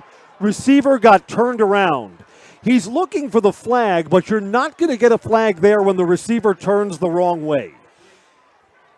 Well, he turned the wrong way for one. The second part on that is the quarterback didn't lead him enough, put it out too far out of bounds. It really was not even catchable. Right, so a good throw on the last completion. That was a poor throw. 4th down now. Need to get to the 35-yard line. Hortonville will go for it. Twins to either side and a receiver in the slot. Quick drop, throws. It is big defensive hit, incomplete. Max Nielsen.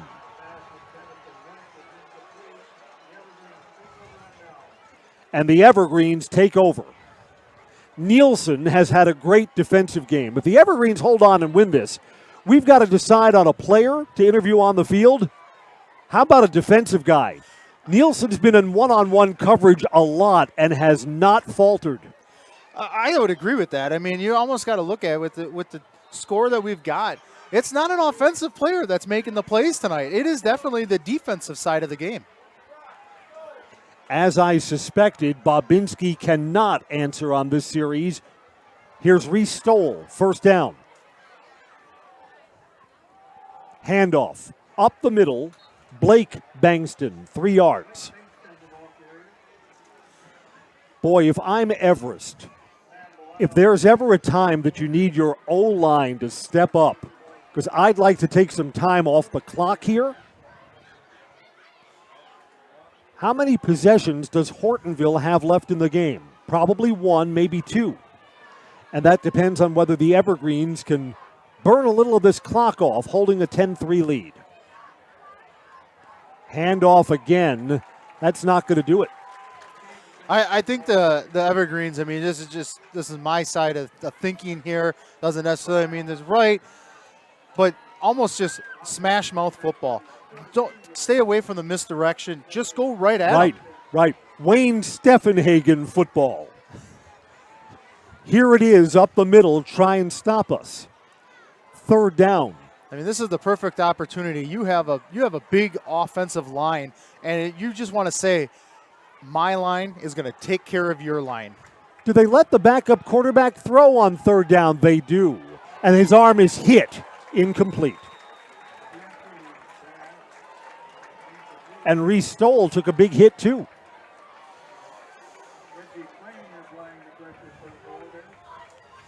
A 3-and-out. So Hortonville failed on 4th down. The Evergreens go 3-and-out and give them the ball right back. This also feels like a game that could turn on a mistake.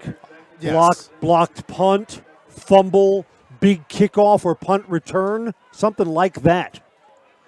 Gets this one away, fair caught at the 25-yard line.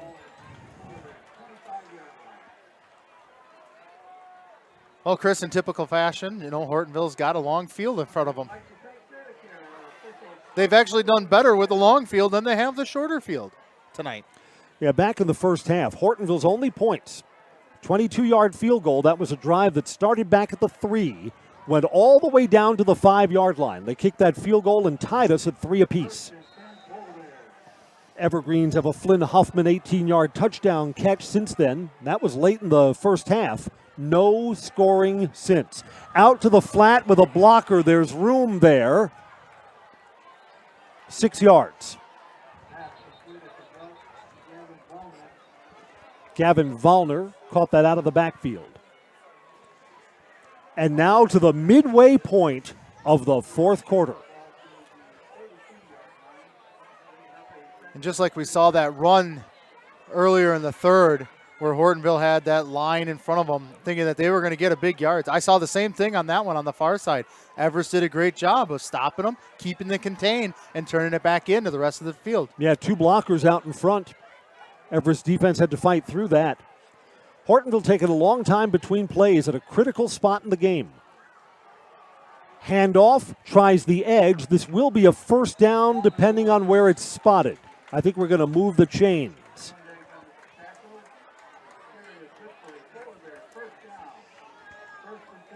Levi Strange. You know, Hortonville's huddling up between each play. Maybe you do that when you have a sophomore quarterback. But, I mean, this drive becomes the drive. There's no sense of urgency. We're going to go under 5 minutes before this play is snapped. Hortonville, if they don't score here and get the ball back, would have very little time left in the game. They'd be in hurry-up mode. Now or never.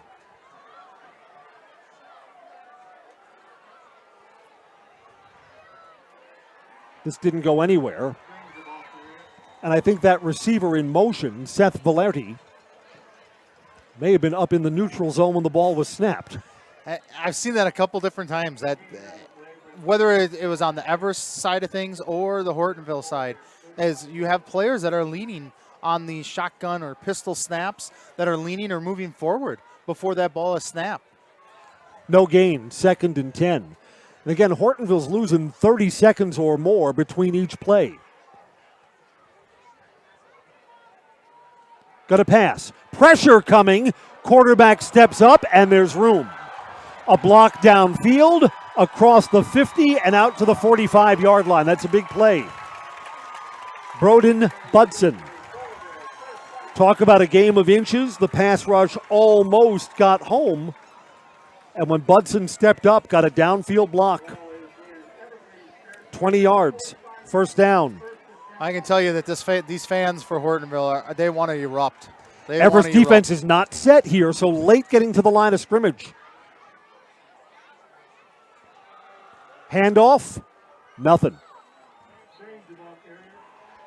Back to Levi Strange. No gain. Under 4 minutes. Yeah, again, I think this drive or the pace of play looks different if you have a senior quarterback. Instead, the QB goes over to the sideline after each play on what very well could be Hortonville's final possession. Touchdown or bust.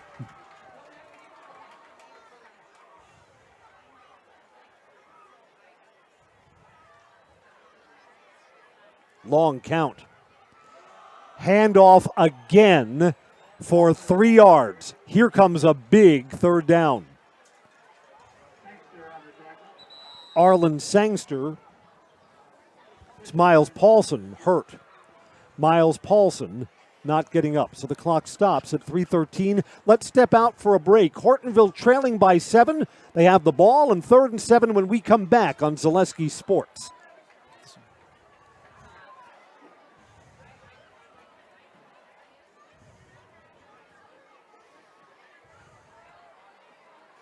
When buying or selling land, the biggest decision you make is choosing your representation.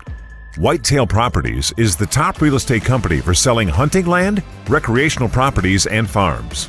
Our nationwide network of sportsmen, farmers, and investors offers a great opportunity for you to capitalize on the true market value of your property. In central Wisconsin, Brian Roosh is your local land specialist and is ready to help you get started on all of your property needs. You know better when you see it. All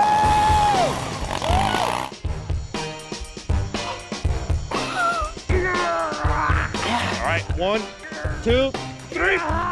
But sometimes it's a little harder to tell what better looks like, and you could use a little help. Thanks, Mom. Security Health Plan. Everything you need in a health plan. Everything you'd expect from a good neighbor.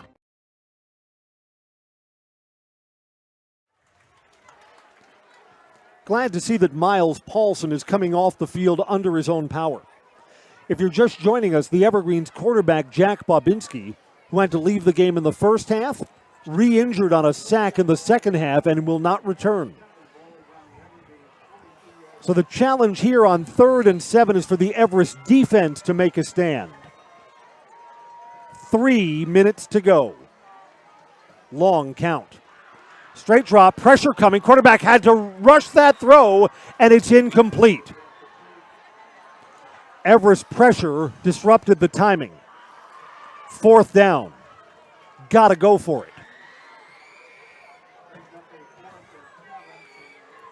Hortonville failed on 4th down on their last possession. They're going to take a timeout here, which seems like a great time for us to take a commercial break. Can the Evergreens make their 10-3 lead stand up? 3:01 left in the game. We're back on Zaleski Sports next. Customize your next apparel order with Maida Custom Apparel of Stevens Point. Visit us today for custom baseball and softball apparel. Need help with a design? We have you covered.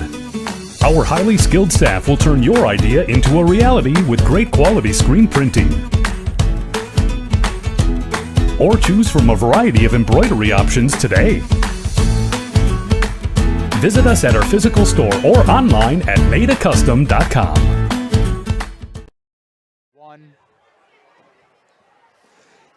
You know, the Everest offense has not done much in the second half. So, I mean, Everest could get the ball back. Hortonville could play for a 3 and out and maybe get one more possession.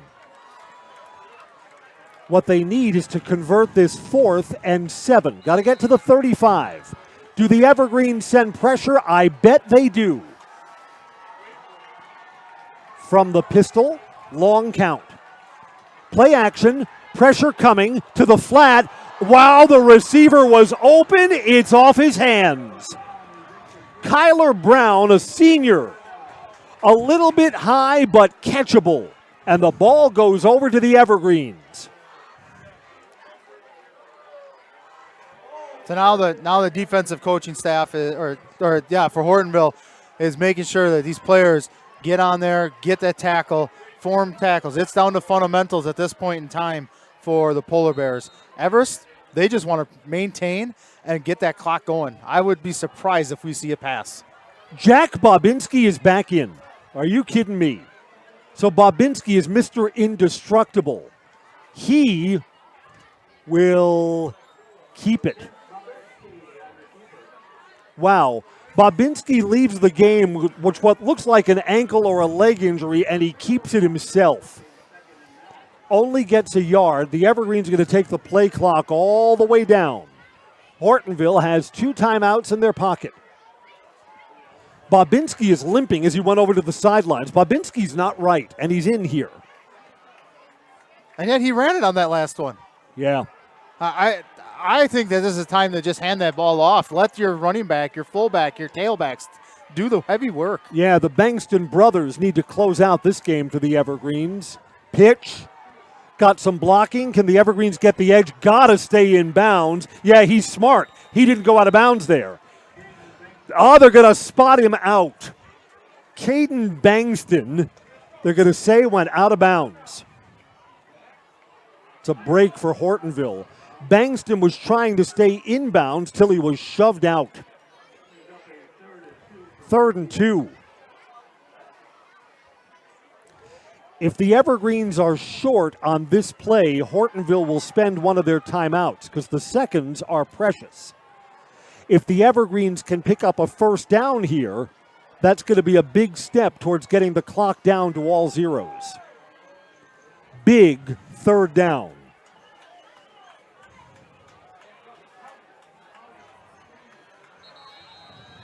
And the Evergreens will take a timeout. Why not? Yeah, you want to make sure you have the right play here.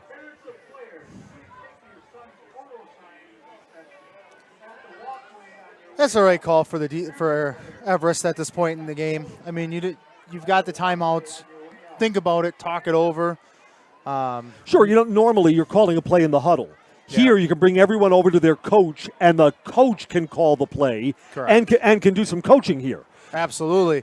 I mean, right now he's probably talking to the old offensive lineman saying, you know what, this is your time. This is your play. How bad do you want it? You know, and the same goes for the tailbacks and the running backs. How bad do you want this first down? You know, in a spot like this, you know, where the game is played on guts and emotion, you can be a coach and you can look at, say, your tackle or your guard. You get a block, and you just might. Yeah, absolutely. I mean, the kids probably saw more emotion out of their coach in that one huddle than probably the rest of the game. Boy, does Hortonville need a stop here. 3rd and 2.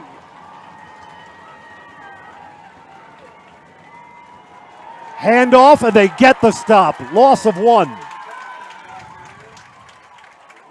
The Evergreens are going to punt, and Hortonville will take a timeout. Clock stops with 1:55 left, and Hortonville, like the cat with 9 lives. The Evergreens did not pick up a first down. It's another 3 and out. Well, Coach Conley, what are we doing? We punting this one deep? Yes. Yes, you are. Sure. Look, you know what? Hortonville's only got 3 points. They've turned the ball over 3 times. So I would make Hortonville do what they haven't done all game. Hortonville's got to score a touchdown. They haven't done that yet. I'd put him in a long field, and I'd trust my defense. And you know what? Don't think the defense is not aware that trust was put in them last week, and they didn't get the ball back. A chance for the defense to redeem themselves. You know, as we got a good one here, there's also on some of our partner stations for Zaleski, Rapids and Marshfield coming down to the wire as well. You don't want to miss either one of these. Turn one TV to one and the other one to the other. Got to get this punt away. Timeout. False start. The Everest player all the way on the outside moved. 5 yards back.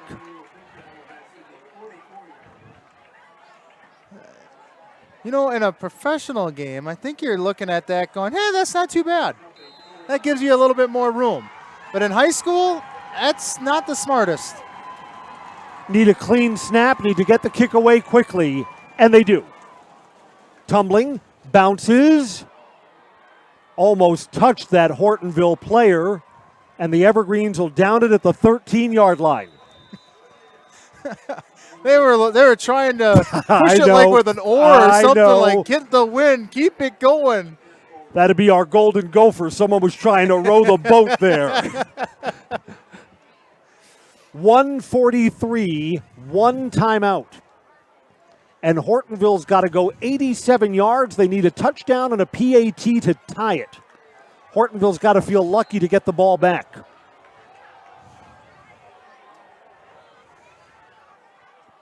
Broden Budson, the sophomore quarterback. Big spot for him. He's got good protection. Lofts over the middle. Almost intercepted. Could have closed things out. That would have been the nail in the coffin. That one would have been the nail in the coffin. He did a great job of going up at the highest point, just not able to control it and bring it in. That's Matt Nielsen.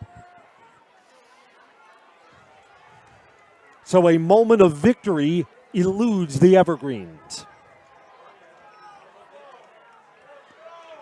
Another bad throw from the underclassman quarterback.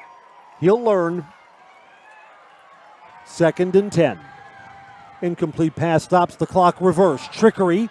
There's room on the far side. He should get out of bounds. Fumbled for a moment. And not enough yardage for a first down. Down at the 19. That was a quick whistle. I understand the quick whistle part on that all, but he had lost that ball before he had gone out of bounds, and the official had blown it dead. 3rd and about 3.5. Our official game time, 1:31 left in the ball game. Hortonville still backed up in their own end. 4 down territory here with 1 timeout left. Quick pass to the flat, caught, dropped. Off the hands.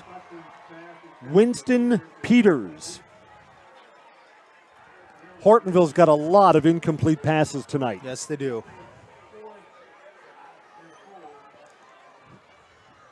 Can the Everest defense come up with one more stop? And it's not only that it was incomplete, Chris, but it was also that they're dropped. So the quarterbacks put in right where they need to be, and his receivers, unfortunately, not able to come up with them, with that catch. The Evergreens can win the game if they get a stop here. Hortonville tries to keep their chances alive. From the pistol, will pass over the middle, dropped, intercepted, coming back the other way. Touchdown, Evergreens! Game over. Matt Groshek. Good night. That's the only score in the second half. Groshek's interception turns out the lights. I thought that was just going to be a drop. Groshek comes up with it.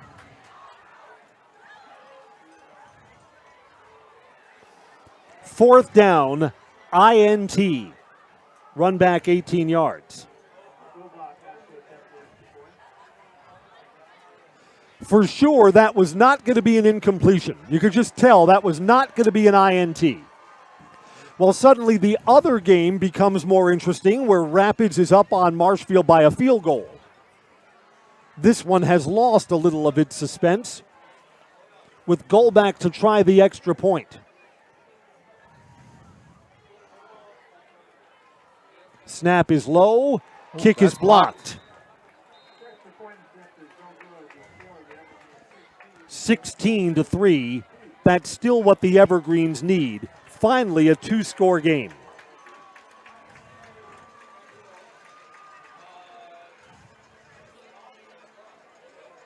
So, Chris, this does put, as we talk about the playoffs, in that, and I know that we're talking a few weeks away, but this win is a critical one, because with losing their game next week, not being secured that extra victory, they want to be able to finish 500 at a minimum. Right. Evergreens will go to 4-3 with this victory. Next week's game against Milwaukee Science is off. Milwaukee Science has said they're not coming up. In fact, they scheduled another opponent. Hope they lose, for what it's worth. The Evergreens are scrambling to try and get another game. And again, on short notice, who knows if they will or won't. That would be a home game next week, senior night. And if not, the Evergreens have a 2-week bye and will play Wausau West, week 9. That'll be at Tom Field. Everybody will be there at Tom Field for that game. And the Evergreens may need that win in week 9 if they don't play in week 8. So, those are things that you just can't control. What the Evergreens have here is a Matt Groshek fourth down interception run back for a touchdown. And the Evergreens are 119 away from ringing the victory bell. We'll be on the field for post-game coverage after.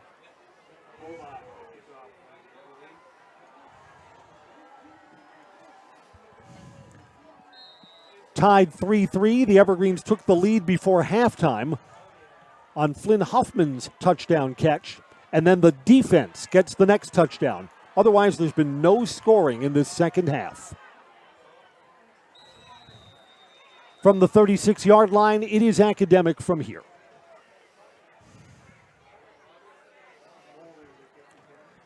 Again, Hortonville has one-score losses against Spash and against Wausau West. So, Hortonville's been close, just like a younger team can't quite get over the hump. So in the VFA, Rapids did pull out the win against undefeated Marshfield. So there is a bottleneck up at the top of the VFA. Right, our three best teams, Wausau West, Marshfield, and now Wisconsin Rapids, sure is in the conversation after a 24-21 victory. Our best teams have taken turns beating each other. Exactly. And it happened that way last year, too. Right, last year we had tri-champions. Yep. Going to go under a minute after the completed pass. It's a gain of 17. Evergreen's playing everything short. In the seam, big hit. Pass is forward for 11 yards, and that Hortonville receiver's not getting up.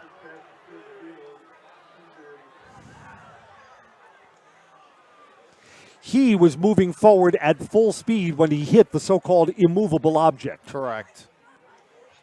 And nothing dirty on the play at all. great defensive play. Unfortunately, probably knocked the wind right out of the player. Yeah, that's Levi Stang, who's carried the ball a lot, rushed a lot too. You know what? Back at the other end, the Evergreens have a player, Dylan Neuendank, who is slow getting up too. His teammates have huddled around him. Again, I just hate to see injuries when the game's no longer in doubt. The Evergreens are up 16-3. They're going to win tonight. Yeah, that's always tough when you start seeing injuries late in the game when it is minor in regards to the outcome of the game.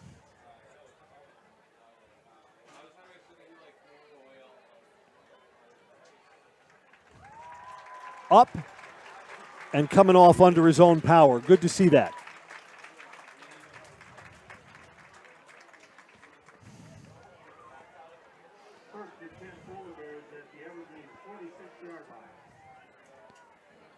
You know, we're thinking this through. The Evergreens are indeed going to be playoff eligible after this win because next week would have been their Wausau East game.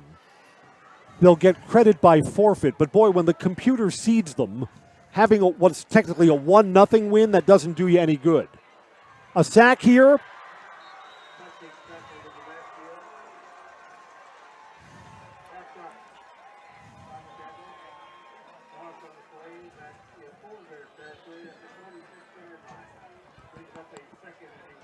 Hortonville's using their final timeout.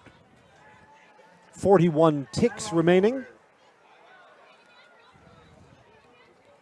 Hortonville used a timeout at the end of the first half, too, where there was no doubt that we were going to run out of time and go to the locker room. They'll use a timeout here when there's no doubt that this will be their 5th loss of the season.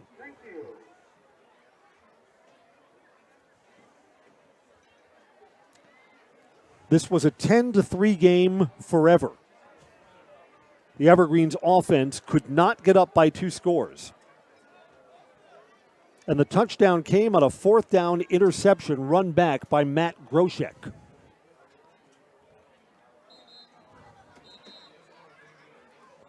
Groshek's a senior, and here in week 7, time's getting short for the seniors. What are the things that you'll talk about? Well, for Matt, it'll be I had the interception that secured the win over Hortonville. Congratulations for that. This has been a punishing game for Everest quarterback Jack Bobinski. Knocked out in the first half, and then I thought went out with an ankle injury in the second half, only to return.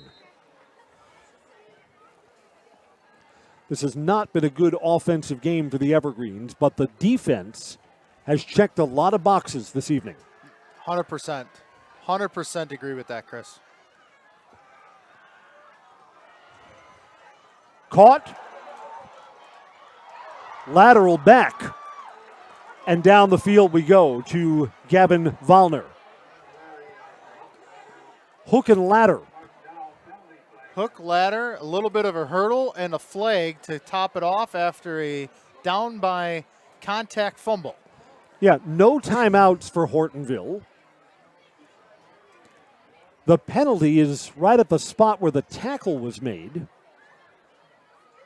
I didn't see anything on the hit. Looked like a good, clean hit there. Looks like this is against the Evergreens. Personal foul against Hortonville. Is that maybe not being able to hurdle? I guess I'm not sure of that one. Doesn't change the outcome.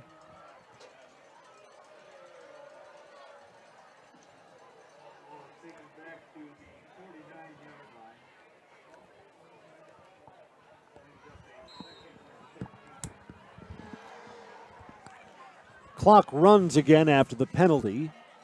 Under 30 seconds. On the slant, complete. Clock will stop momentarily after first down yardage, a 14-yard gain. And I did get confirmation on that flag is you are not allowed to hurdle in high school. Right, dangerous play. Yep. Probably the final snap, and Hortonville spikes the ball. So not the final snap. You know what? They're kids. They don't do what I expect them to do. Evergreens will have a happy bus ride home. They'll improve to 4-3. mystery opponent next week. The Evergreens will play the Wisconsin Mysteries in Week 8, and then Wausau West for sure in Week 9. Pass, complete.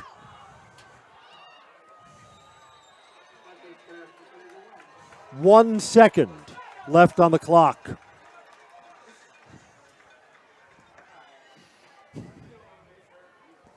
And the Evergreens have a player down.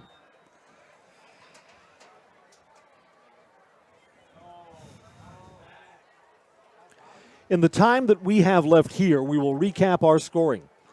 The Evergreens scored when they got down to the 5-yard line and settled for a 22-yard field goal. 2:26 left in the first quarter, 3-0 Evergreens.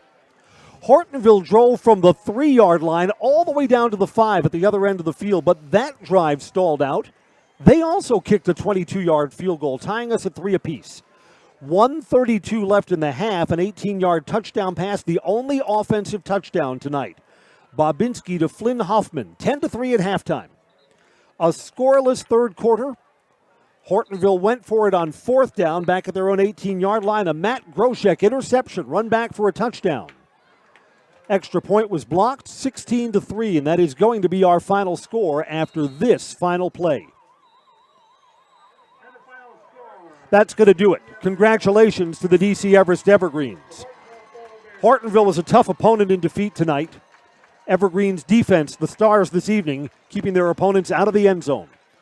We'll be down on the field for post-game coverage, brought to you by Nasonville Dairy. Fresh cheese curds made daily. Get your curds at Nasonville Dairy. Marshfield, Curtis, online, NasonvilleDairy.com. Chris Conley for Tony Hollander. Final score, DC Everest 16, Hortonville 3.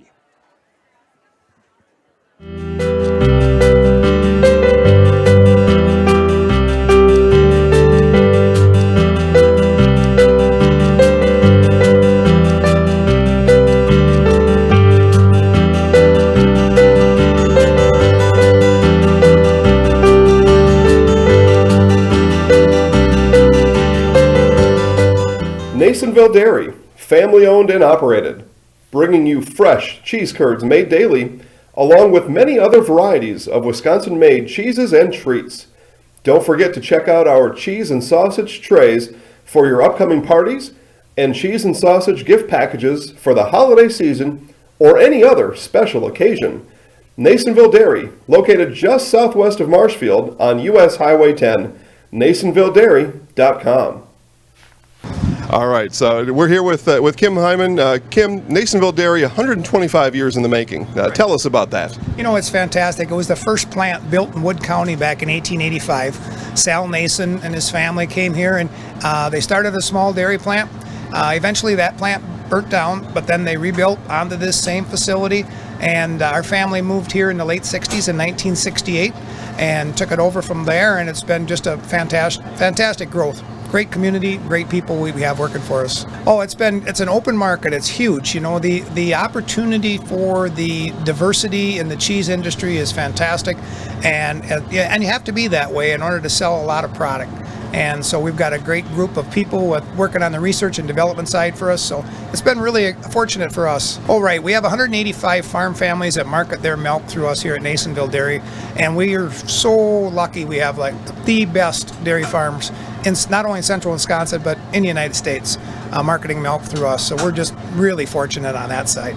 Actually, we started in 1968. Our father brought us here from another cheese plant in Wisconsin. We had come from the cheese business. We've always been in the business. We had moved around the state in different parts.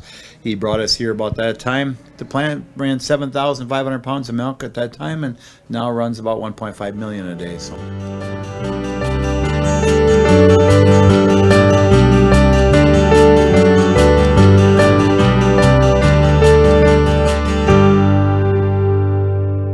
We originally started out with making cheddar, and now we make cheddar, Colby, Monterey, Farmers Cheese, Pizza Cheese, Quesa Blanca, Quesa de Friar, Seco, Parm, Romano, Asiago, Fontina, Feta Caseri, Caflateri, Cafla Graviera, as well as making some Gouda Edam and a little bit of Munster on occasion.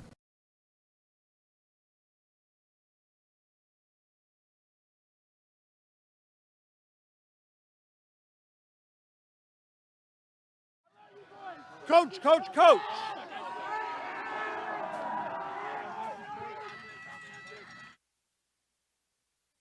can tell me all about the moment of triumph. Where's Matt?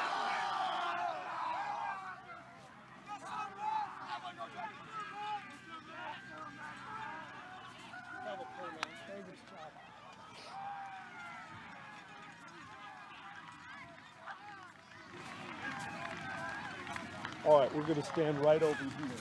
I'll be in the middle, Matt, you on one side, Coach on the other. See if we're all set to go. On the field in Hortonville, where the Evergreens get an interception run back for a touchdown. It's the moment of victory, 16-3 over Hortonville. We'll start with Coach Tim Strelo. Coach, the defense picked up the offense a lot tonight. Heck of a job by the defensive team. Coach Kleinschmidt again, Coach Bohm, Coach Coonan, Coach Byer did a nice job, and then the young man to your left here had the ceiling play, but our defense played really, really well, and I'm proud of them. And you had to improvise a lot because your quarterback was punished in today's game, so personnel was not what you wanted it to be on several of the drives tonight. Yeah, we needed to establish the run a little bit more. We have to keep working on running the football and being more consistent so our pass game can open up. Too predictable. Obviously, we have to be able to throw the ball, and the defenses know that, and they're coming after Jack. Let's talk a little about next week has become a mystery. Milwaukee's coming off the schedule. You'll get a win via forfeit. Tonight's victory puts you back above 500. Do you think someone else will come onto the schedule? I know it's hard when you have to improvise and get an opponent on short notice. Yeah, I sure hope so, but it's going to come down to probably somebody canceling a season or doing something like that for us to pick up a game. Right now in the state, there are no openings. We've been searching, we've been looking. Haven't seen anything. If somebody cancels after tonight, we might have a shot. Yeah, we'll update on the website if another game comes on. So perhaps a bye into Wausau West in Week 9. There's still a lot of football and a lot of opportunities ahead of these young men. Absolutely, and we've got some bumps and bruises right now, so a week off wouldn't be all that bad for us. But, obviously we want to keep playing and keep rolling. Let's look over to Matt Grosha. Congratulations on the interception. Tell me about the play, because it looked like it was behind the receiver, and it looked like that ball may have pinballed around a little bit. So I knew it was coming, so I was kind of reading the quarterback. I knew he felt a little pressure, so he had to get it off quick. Go ahead. I saw where he was looking. I just went that way, and the ball just came to me. Tell me a little about the defense tonight, because Hortonville had a couple of long drives in the first half, and then the defense looked like it tightened up a lot after halftime. Yeah, we started slow, but it just matters how you finish. As long as you finish strong, you can win anything. You're a senior. You got something that you're going to remember from your football career tonight. Tell me about finally getting it over the goal line and knowing that that was going to be the moment of victory. Oh, I knew it was coming, but I didn't know when. When it happened, it was beautiful. I just want to thank my defense for stepping up and blocking everybody for me so I can actually make it. Congratulations, a 16-3 win. Enjoy the victory with your teammates. The Evergreens have a happy bus ride home from Hortonville. I'm Chris Conley on the field for Zaleski Sports. You know how we do this? You look up at the camera, you say your name, and you say, I'm in the house, because it's going to be on the highlight reel. Go ahead. My name is Matt Groshek, and it's on the house. Tremendous. Enjoy the ride home. Thanks a lot.